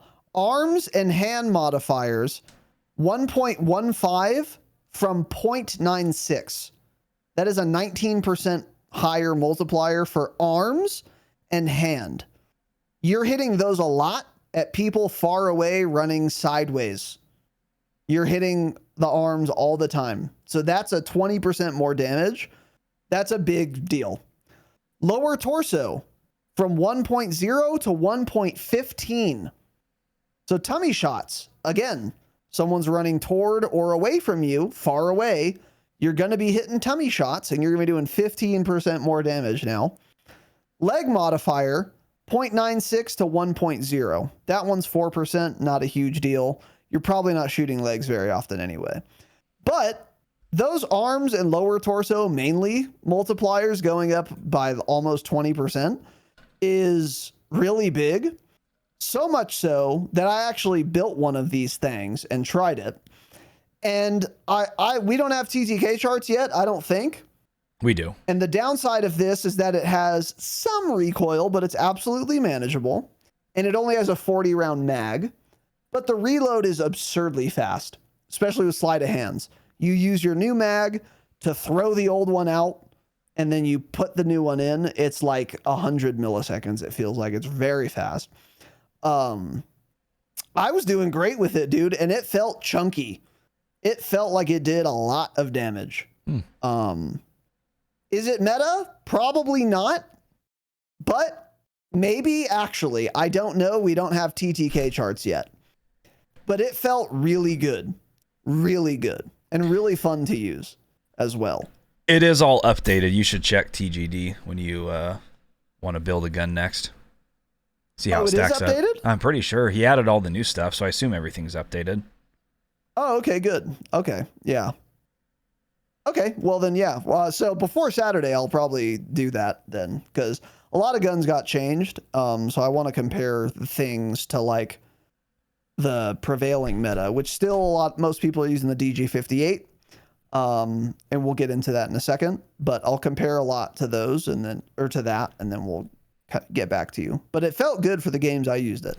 So anyway, submachine guns, AMR was buffed a fairly good amount. The Horus was buffed as well. And this is one of the two meta SMGs right now. Because it was buffed a lot, which it needed because it was terrible on launch. The only nerf it got was a nerf to its headshot multi, which went down 20%, 1.4 to 1.2. but everything else, like raw damage values, got increased. So that's like way more impactful. So this is one of the 2 new meta guns. They buffed the Rival 9 again by increasing its velocity. Don't care. Striker 9. Well, it's the Headhunter kit that can make it good. They increased the fire rate by 200 RPM on that Headhunter kit. I've seen videos of people running this. I don't know realistically how it stacks up, but that apparently did get a lot better. Doesn't that make it a burst gun, though? It does, yeah. But like Neo was running this, 2 months ago and was somewhat liking it, but he always uses weird guns. So this might stack up now. If you want something different, little burst gun, something fun to use, maybe. Maybe, yeah. So the Striker 9 was nerfed, and they say that in the patch notes. I'm also hearing rumblings that it got self-nerfed in addition to this. It was gutted. These numbers do not line up with what they did. Again, I was going to mention this later. I'll mention it here. Gutted, don't use it. Take it off your loadouts. According to JGod, like its closest damage range, now it's 700 millisecond time to kill. Whereas before it was 650 or faster even. So okay, yeah, terrible. The HRM is better than this again now. Even if these patch notes were accurate, so even if the gutting was unintentional and they intended on doing what's written here, it would still be probably not worth using compared to the new SMG anyway. So in either case, whether they intentionally or not gutted it, I don't think you should use it. WSP 9 was nerfed as well, but not bad. In fact, definitely still usable. It's pretty much just the range they nerfed. Yeah. Which kind of sucks because that 18 meters was really nice to have, and now it dropped to 15.5. If anything, now I wasn't running a barrel before. Now I would just run a barrel. That'll get it right back to 18 again. Right. Yeah. And it's still 15.5 first damage range without attachments is still very nice. It's better than a lot of the guns. A lot of SMGs. So yeah, it's still worth using. DG58. So I'm going to get into specifics here since this is like meta. Headshot multi from 1.4 to 1.2. So 20% nerf to the headshot multiplier. Decreased bullet velocity from 880 to 780 meters per second. And that's it. So in conclusion, this is absolutely still a very good gun. Is it absolutely meta? I don't know anymore, but I suspect probably. You're still going to have enough bullet velocity with attachments for like Urzikstan for sure. Although 100 meters per second is a pretty big nerf, but it's still going to be definitely enough with attachments. And then the headshot multiplier, you're going to get a lot fewer of those like, oh my God, he's already dead. Yeah. Deaths where you like accidentally hit the head 3 times on someone 70 meters away. But you're not really hitting a ton of headshots probably generally anyway with the DG because you're shooting people far away.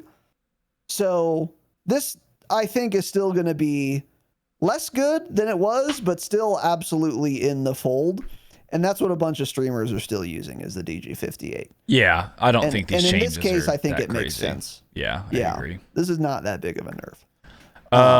Also, on the Rival 9, I guess they nerfed the damage on it. I didn't hear that. I watched most of the JGod video where he talked about stealth nerfs. I didn't hear that, but I did skip some parts, so maybe I missed it. But so I guess that conversion kit is not worth running. One thing we can say is if they did do all of these stealth changes, they will own up to it probably pretty soon. The next time they push out a little update, they'll say, the next time they push an update, they'll write a blurb that says like, we're retroactively putting this in the patch notes. Yeah. Don't do that, but it's better than just never saying that they did it at all, like Infinity Ward would do. So anyway, yeah, we'll have more for you on that. But Holger 26 LMG got one change, headshot multi from 1.2 to 1.3. So again, that's not a very big deal, but it is technically a little better than it used to be now. So I used this for a game. It felt fine. My biggest complaint, and it's nice that you get a free attachment slot because it comes with a 60-round mag like the DG58. My biggest complaint is even with sleight of hand, this thing reloads slow. And there was a particular moment where I would have killed a guy if I had virtually any other gun, but because I had this gun, the reload was just too slow, and then he got behind the next rock. He died anyway, to be clear, but like I was literally thinking like, okay, if I had any other gun, I would have gotten this reload and he'd still be in my line of sight and I would have killed him. It reloads slow. Dude, that's like with the sleight of hand. Holger It was annoying. 5.56 too, with the 40 round mag. It reloads so slow. Yeah, so that's kind of an L. So, and then to make sure you buy the Car 98 bundles in the store right now, they also nerfed the XRK Stalker. Neck modifier from 2.0 to 1.2. So that's not actually that big of a deal, but yeah. There you go. Yeah, I mean, so basically they just actually might be kind of a big deal. That's quite a big deal because they basically just decrease the one-shot headshot size on a person's body, essentially. Was this one-shotting to the neck? I think it was.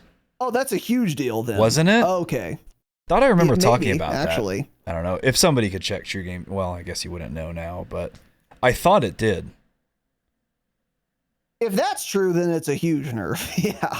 Yeah, But, you're right. Yeah, I'm not sure. Because it basically just made the headshot generosity way more strict. Yeah, if it went from if this is just lowering damage and it wasn't one-shotting anyways, then yeah, it ultimately doesn't really actually affect it that much at all. Yeah, it depends on if neck shots were one-shot downing people inside that first damage range before, or if they weren't. If they weren't, this isn't that big of a deal. If they were, this is a huge deal because now they're not. Yeah. Yeah. So anyway, I don't know, but go use the car. It's new and it's fun. Play the new things. Warzone ranked play. Okay, they write a lot of words under BR here. Let me do a quick scan. Just read it. This. Yeah, read it. I'm going to read this. While our teams are targeting to release, write a better sentence, ranked play battle royale before the end of the year, okay, we are not ready to commit to specific timing just yet. Shut up. We're using the months ahead to fine-tune the design of our ranked play system to reflect and complement changes. Wrong complement, by the way, since made to the core BR experience. In the interim, we are committed to maintaining a robust competitive scene on our larger map through the ongoing World Series of Warzone program that not 0.001% of our player base plays. Got it. This program ensures that players continue to have access to high stakes opportunities as we prepare for the return of ranked play BR later this year. Additionally, given the success of Ranked Resurgence, we'll continue to dedicate efforts to this mode for upcoming seasons. Our goal is to continue to provide a diverse and fulfilling competitive experience across different modes. That's cool, if true. All while honing in on the future of Warzone's competitive landscape.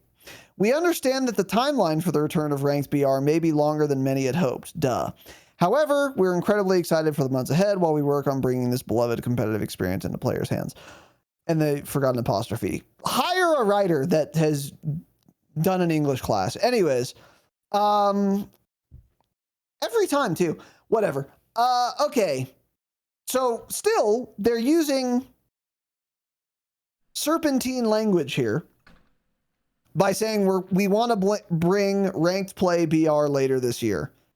What do you mean by that? Surely you know that by now there's some confusion when you say that, because we ended up just assuming that meant Verdansk when... Wait, yeah. Hold on. I swear I saw a tweet or like Charlie Intel or something where it specifically said Urzikstan Battle Royale. I need to find this now. Paragraph. Maybe that was Charlie's interpretation and that's what he said. I wonder. Yeah. That's what this implies, but I don't trust Activision unless they're explicit. So I don't know, actually. Exactly. Yeah. Because then this kind of gives them the leeway if they don't. It's like, well, we said the end of the year, we didn't get it finished on time, so it's going to be in Verdansk. Verdansk. I'm looking. Did you find the tweet? No, I'm looking. He tweeted 400 times yesterday. It takes a little while. Classic new season tweet storm, yeah. Okay, something about ranked play, not it. This is what he said. Okay, so it was during a creator call. So according to Charlie Intel, during a creator call, Activision said they are still working on ranked play for Warzone Battle Royale on Urzikstan.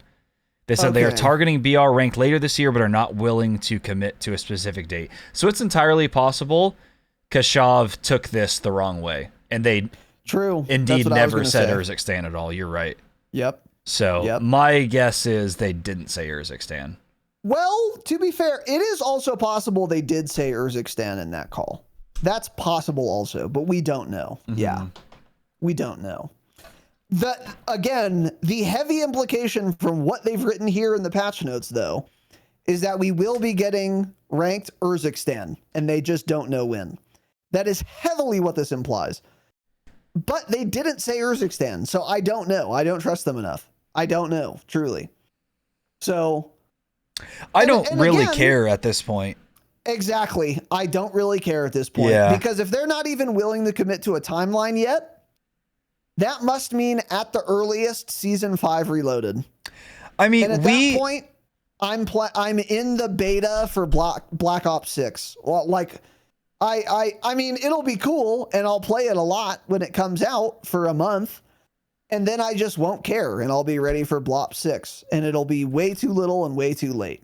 Better than not getting it at all, technically, but like 5% better. It doesn't matter now. I mean, they have to be entirely changing the SR system, right? That would be the only thing that could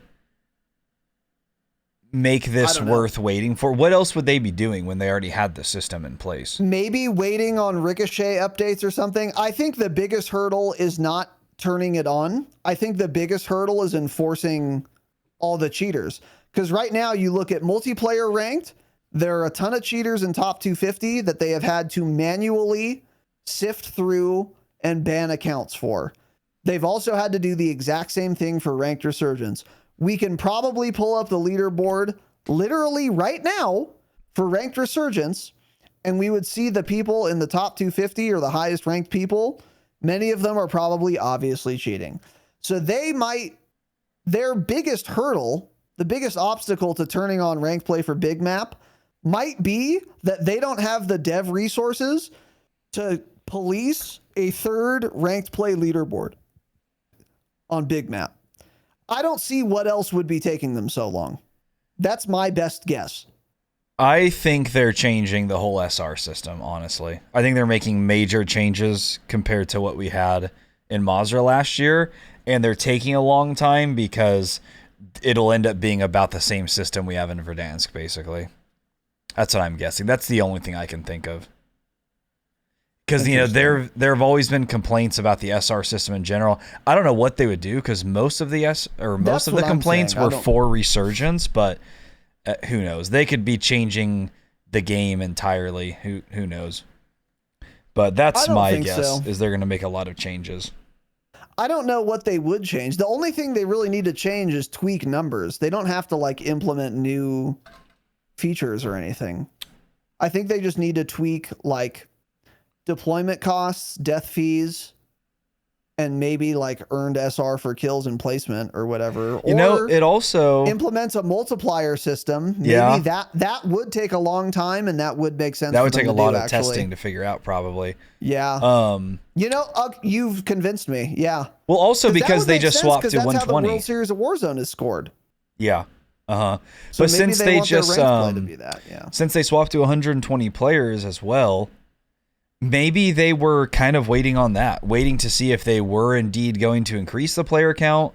They finally did increase the player count, so now they're like, okay, now let's figure out and finalize how the SR system is going to work with the increased player count. Yeah, you could be right.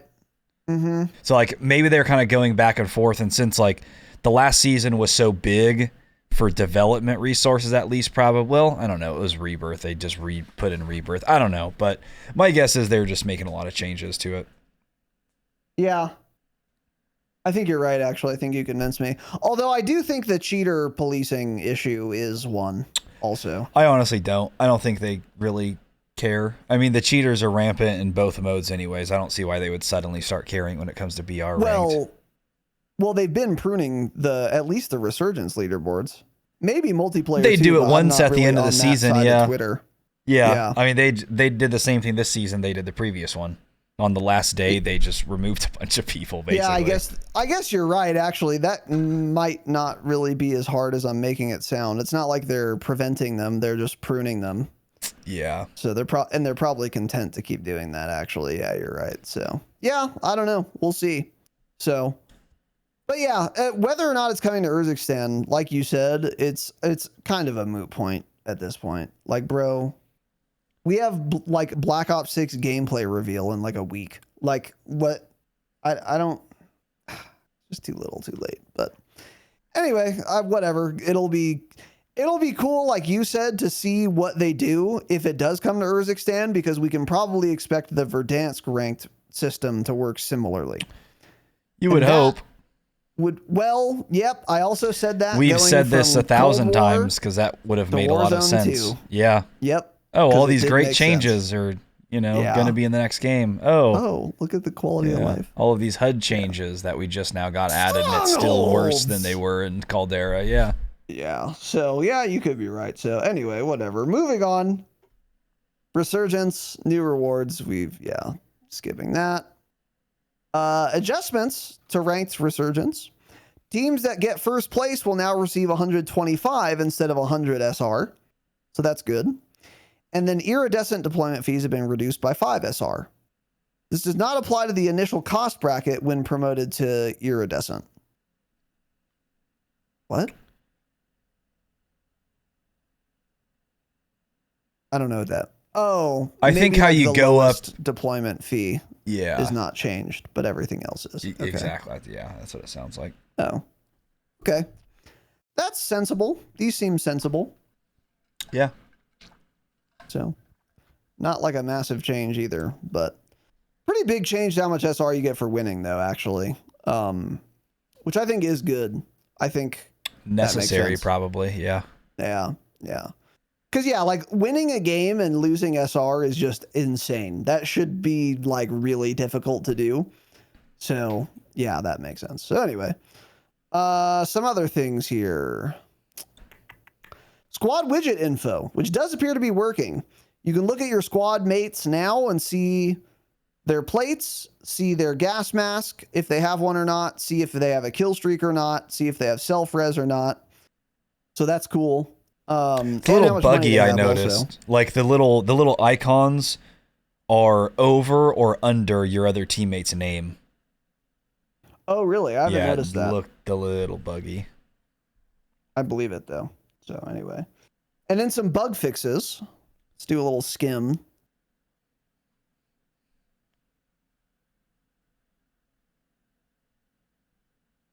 Nothing crazy. Nothing crazy there. And then that's it. Yeah, nothing there, really. Yeah. So, one issue I was having yesterday, by the way, that I didn't have today, so they might have already fixed it. It was hilarious. I thought of Tanner right when it happened. I think it was like my first or second game on Urzikstan. We all land together on the roof of a building at Cargo, and then the server just dies. Yeah. Like your character's like stuck in like a sprinting animation. You can't move, and then the server crashed. And I was like, oh, this is why there aren't 120 players. Servers can't handle it, like Tanner said.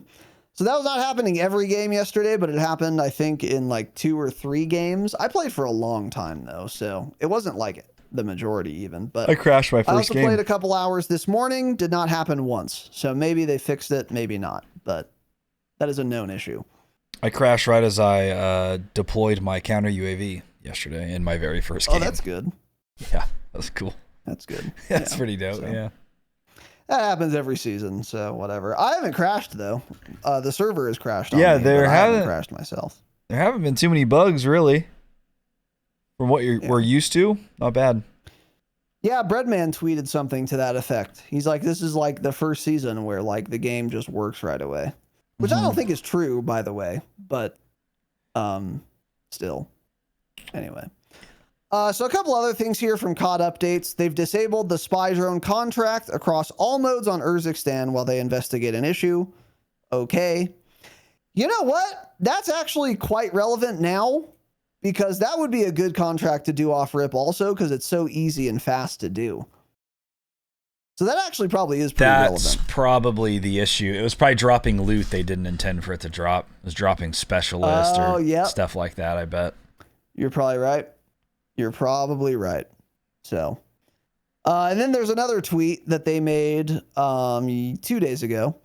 In continuation of our commitment to combating unfair play, all accounts found to have participated in any form of boosting behavior in multiplayer or Warzone ranked will have their SR reset and be removed from the leaderboard ahead of the Season 4 launch. So yeah, that's what I was talking about earlier. Additionally, as previously announced, accounts that boosted their progression in ranked play will be permanently restricted from accessing ranked play modes in MW3 and Warzone. Good. Cool. It's nice that they banned them this time. Because last time they said this, they did not mention that they were banning people. And we had some words about that. Well, they didn't ban them. They just banned them from ranked play. Their account did not get permabanned, which is what it should be. That's what we said last time. Why is their account not permabanned? Oh, yeah, you're right. So it's the same thing. Yeah. They're just restricting them from ranked play again. You're correct. Yep. The only reason I can guess they do this is because they're worried they're going to false permaban somebody that didn't actually boost. Yeah. Because, like, there were some pros last season that got boosting warnings. Like, I think Unrational got one. A couple other guys that I think they tweeted about it. So, if they permaban an account like that, that's not going to be a good look. So, that's my guess as to why they don't do it. But, yeah, moving on. Some news and upcoming changes. The first one was, the JGod video on the stealth changes. You can go watch it. But, yeah, like I said, Striker 9... do not use it. It's terrible now. And then the other one was the the Car 98 aim assist, hipfire aim assist video. I already talked about that. And yeah, next thing here. So we did not expect this. So after the release of the season, COD Esports tweeted out, World Series of Warzone just got bigger and better. 120 player lobbies. So they're doing it. I cannot believe it. I cannot believe it. So yeah, there are going to be more teams now playing in the World Series of Warzone. Very interested to see how this plays out, because I saw a couple pros that already tweeted things that are like 120 is way too many for customs. 120 at a minimum is perfect for pubs, preferably even 150, but saw a couple people saying like customs is way too crazy to have an extra 20 players. I mean, we're talking like 6 circle, there are 40 players left. This seems a little insane to me. Not sure this is going to play out well. Well, I think about Verdansk, and they did customs with 150 players, and it was like fine. I mean, the end games were crazy, but they're kind of always going to be crazy, I think. And they're really only going to get that bad end game probably when people are on match point a lot. I think this is good. I think the player count for the tournament should mirror the player count of what you play publicly. Yeah, probably. That also, I think, makes it better for viewers, by the way. This will be more action throughout the whole match for viewers, and it'll make the end games probably crazier. Yeah, that's probably also more interesting for viewers, and it's more relatable for viewers. If they know that the lobby size they're watching is the same one they play on all the time, I think that also is worth something. I think that does enhance the viewing experience, at least in my opinion. Because, like, if I were a basketball player, fan, or whatever, and at my gym, the rim was 8 feet high, and then I watched the NBA and the rims are 10 feet high, I'd be like, well, this sucks. Make my rim 10 feet high. I want to be playing the same game as the people I'm watching. This is like to a lesser degree kind of how I feel also, but I do wonder how many people do think 120 players is too much. Yeah. And I do wonder how many more that would I wonder how that would translate to end game, because 20 more players also means more people are going to be dying mid game and stuff. Like, it's not like 20 more people make it to the last circle. Mm-hmm. That's obviously not how it's going to work. So even if it were half, that would be 3 more teams at the end, which is a lot more teams, to be fair.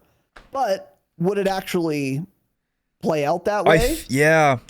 Because also they know. don't really want hot starts. They want to be able to land and get set up, do contracts, get their money, get their loadout set up. So 20 more players making early game hotter, making contracts hotter. A lot of them probably won't like that. But yeah, I'm not really sure. Ultimately, I don't care at all. I'm not the one playing in the tournament, so it doesn't affect me. But that's just, I saw a couple guys complaining about it. Maybe everyone else likes it. I'm not sure. But regardless, it'll be interesting to see what ends up happening with that when they start, scrimming a lot on it, see how they like it.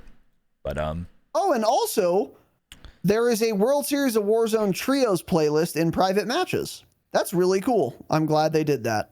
yeah, didn't even notice that. That's cool. That's very cool. Will it work? Probably not, but the idea is good. So, will rezzing people be 3 times as long in duration? Maybe. That's how it was in Verdansk. Yeah. But who knows? Yeah. It's a good idea. Yeah.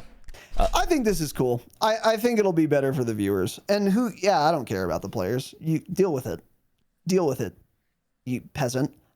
You're my entertainment. You'll figure it out. If it makes it better for me watching you, consuming your labor, then I want it. I want it to be more fun to watch. And that's what COD wants too, by the way. They don't really care what their players want at all. The participants in the tournament, they care what the viewers want. So if that makes viewing it more exciting, I think they'll want it. And I think it will make watching it more exciting. Yeah. And even though there are more players, if the first circle doesn't start moving for an extra minute, again, remember, that is more playable area than we used to have. Because you can now land much more safely outside. Well, and yeah, of course, it's all the other changes we just got too. So they're going to have less money. So it's going to be honestly quite a bit different than it is. Than what they've been scrimming on the last few weeks. For a lot of reasons. That's true. That's a good point. Yeah. But moving on, Black Ops 6. So again, reminder, the Black Ops 6 reveal will feature the reveal trailer and they say, quote, in-depth look at the gameplay. This is starting June 9th around 10 a.m.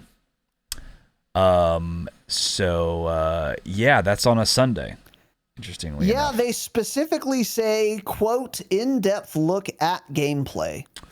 I don't believe them. I don't believe it.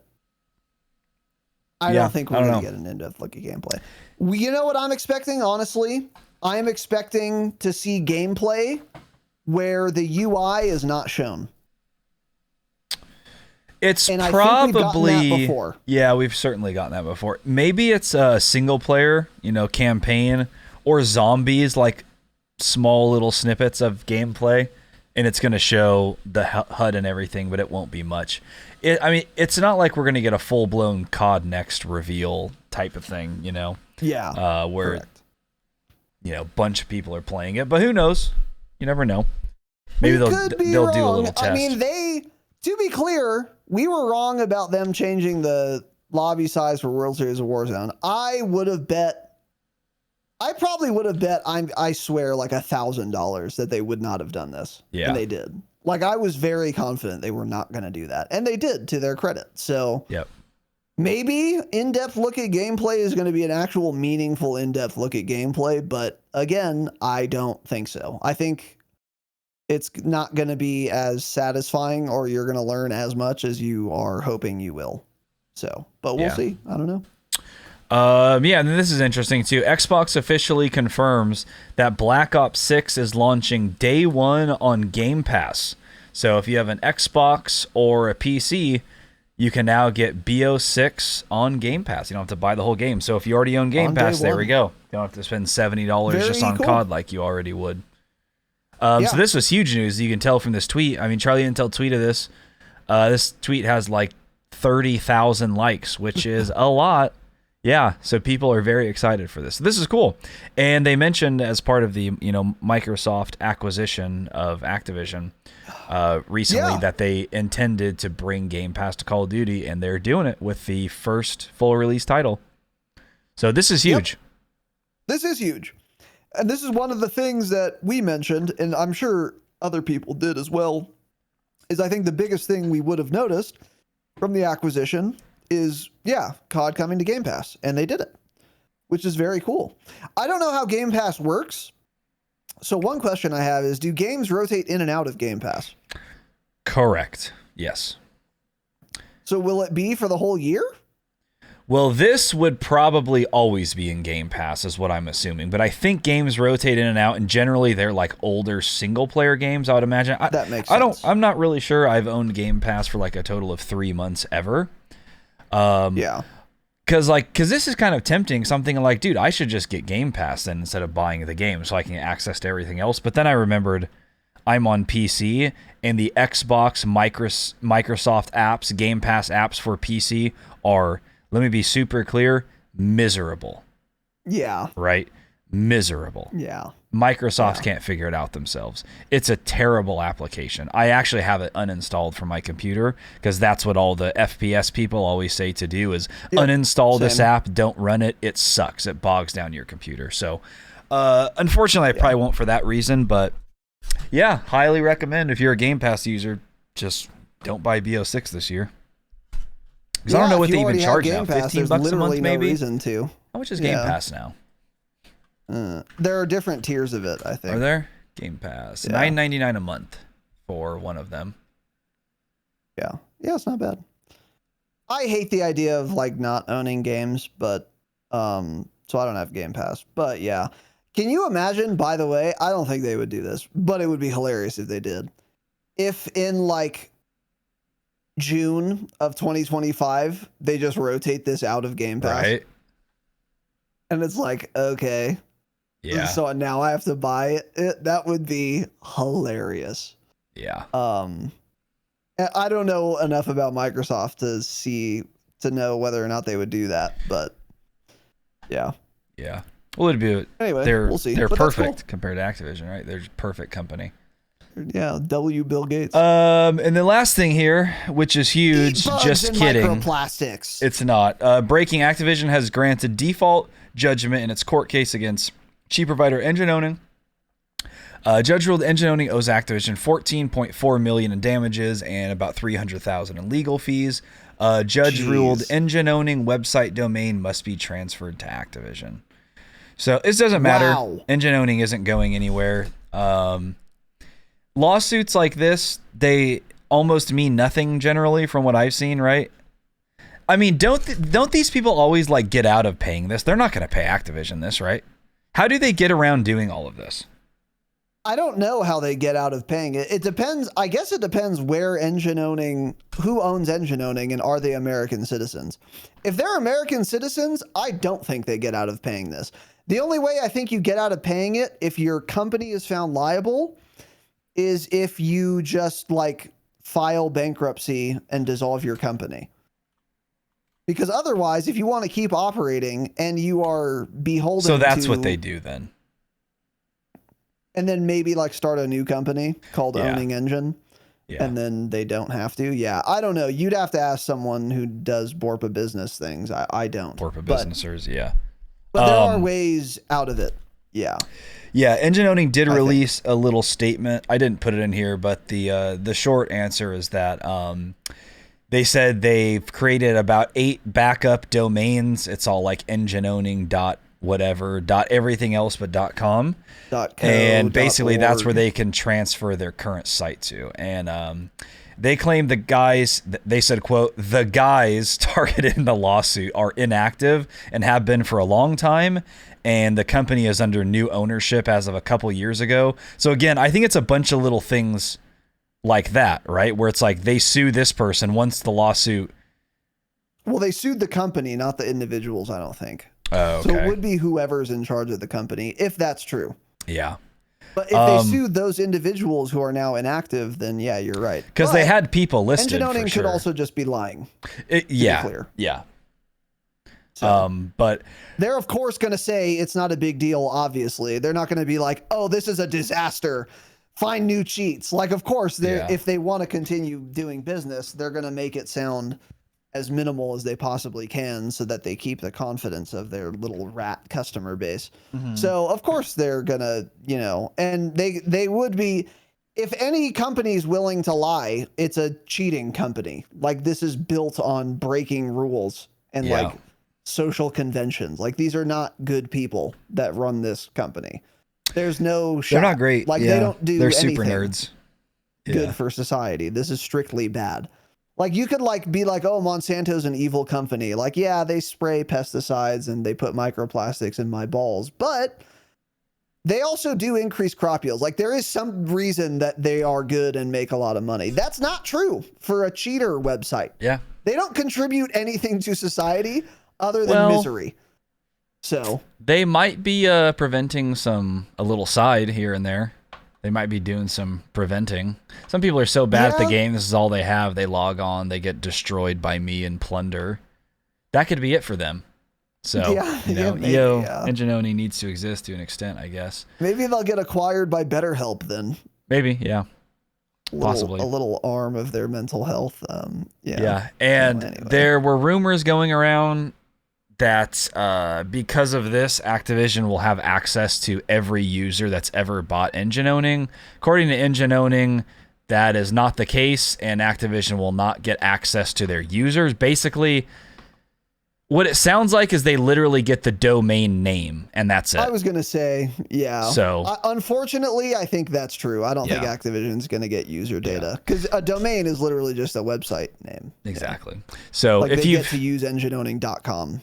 Like that's not Yeah. gonna give them user data. Unfortunately, I would love it if it did, but I don't. think a lot called about in an that. automatic drone strike on your Oh, that would last be known so address. funny. Just a dox. I wish they would get the user data and then Activision writes a blog post like, hey, here's a complete list in a PDF of every single user who has an account and has paid for a product on Engine Owning. Good luck. And then list all of their full names, the last four of their credit cards, all of it. I would love it. And it would be legal to do, I think, maybe. Probably not, actually. But it would be awesome if they did that. And then I would find all the big streamers because they all cheat, and I would get to laugh. And then I would go sign up Every for Bad Boy streamer Demon's cheats. Patreon. This will be a TikTok clip. Every streamer cheats. Every streamer They cheats. all hacker, cheater, camper, Streamers rat. are bad, and they cheat. Yes. They're not Opus, better make this than a you. clip. Opus, That's not why they're listen. popular. Yes. Opus. Clip Opus, this. do a clip. Yeah. Clip this. Joe isn't better than you, kid with a 0.7 KD who plays better with aim assist off. He's just cheating. That's the only reason he has higher stats. Agreed. We promise. Yes.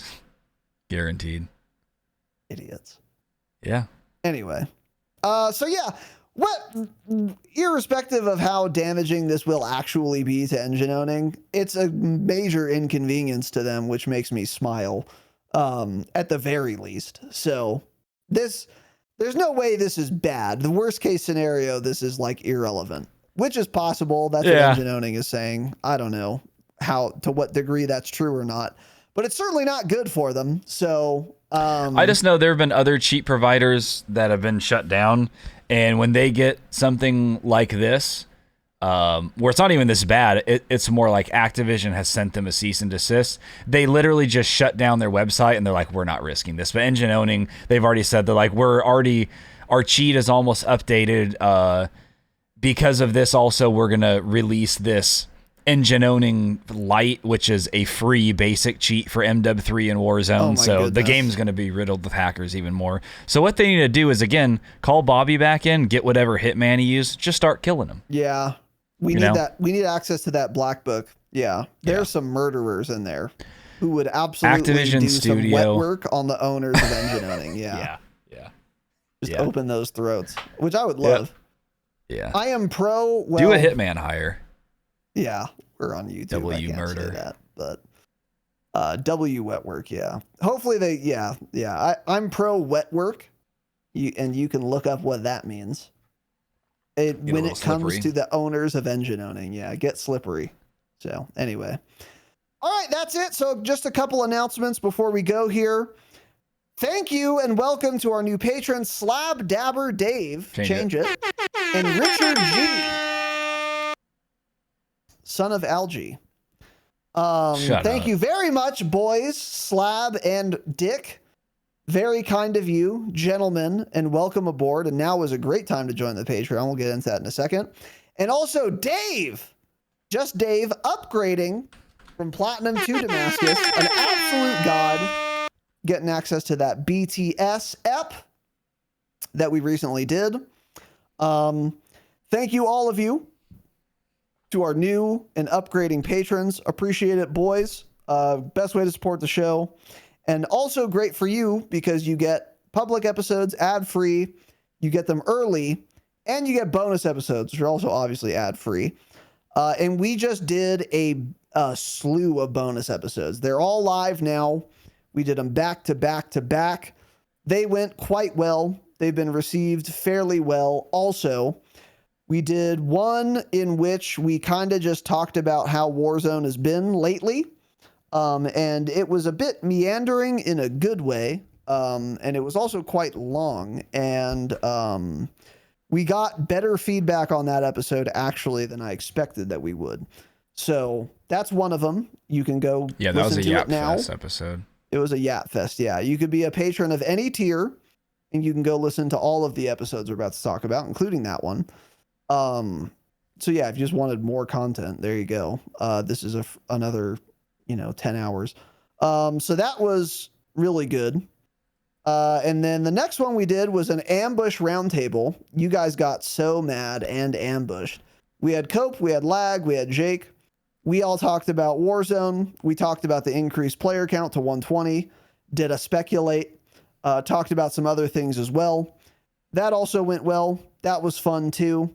Nothing we've ever done before. But if you guys enjoy the public roundtables that we've done in the past, those are always a hit. And you want more of them, we just released one on Patreon. At any tier, patreon.com/dropshot, you can go listen to it. And then most recently, what did we do most recently?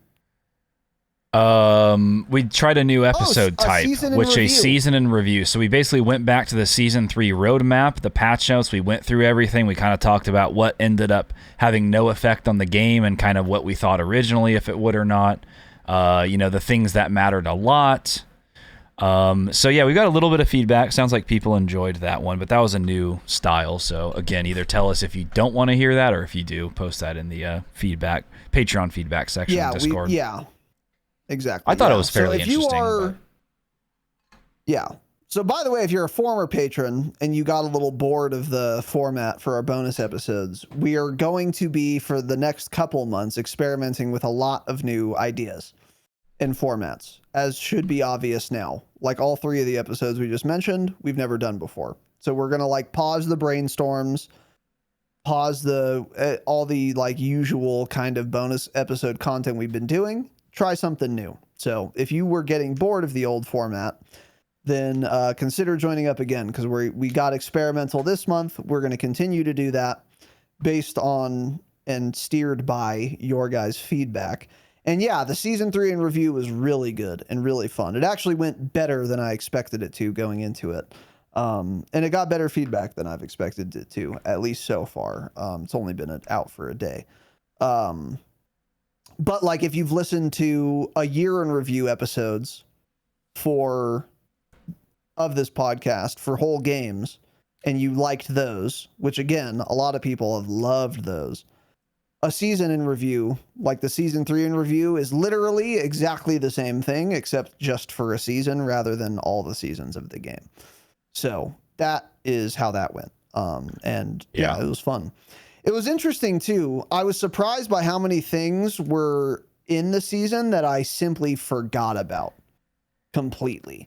Like weapon trade stations, for example. Forgot those were added in season 3. Yeah. Oh, okay. Or smart displays.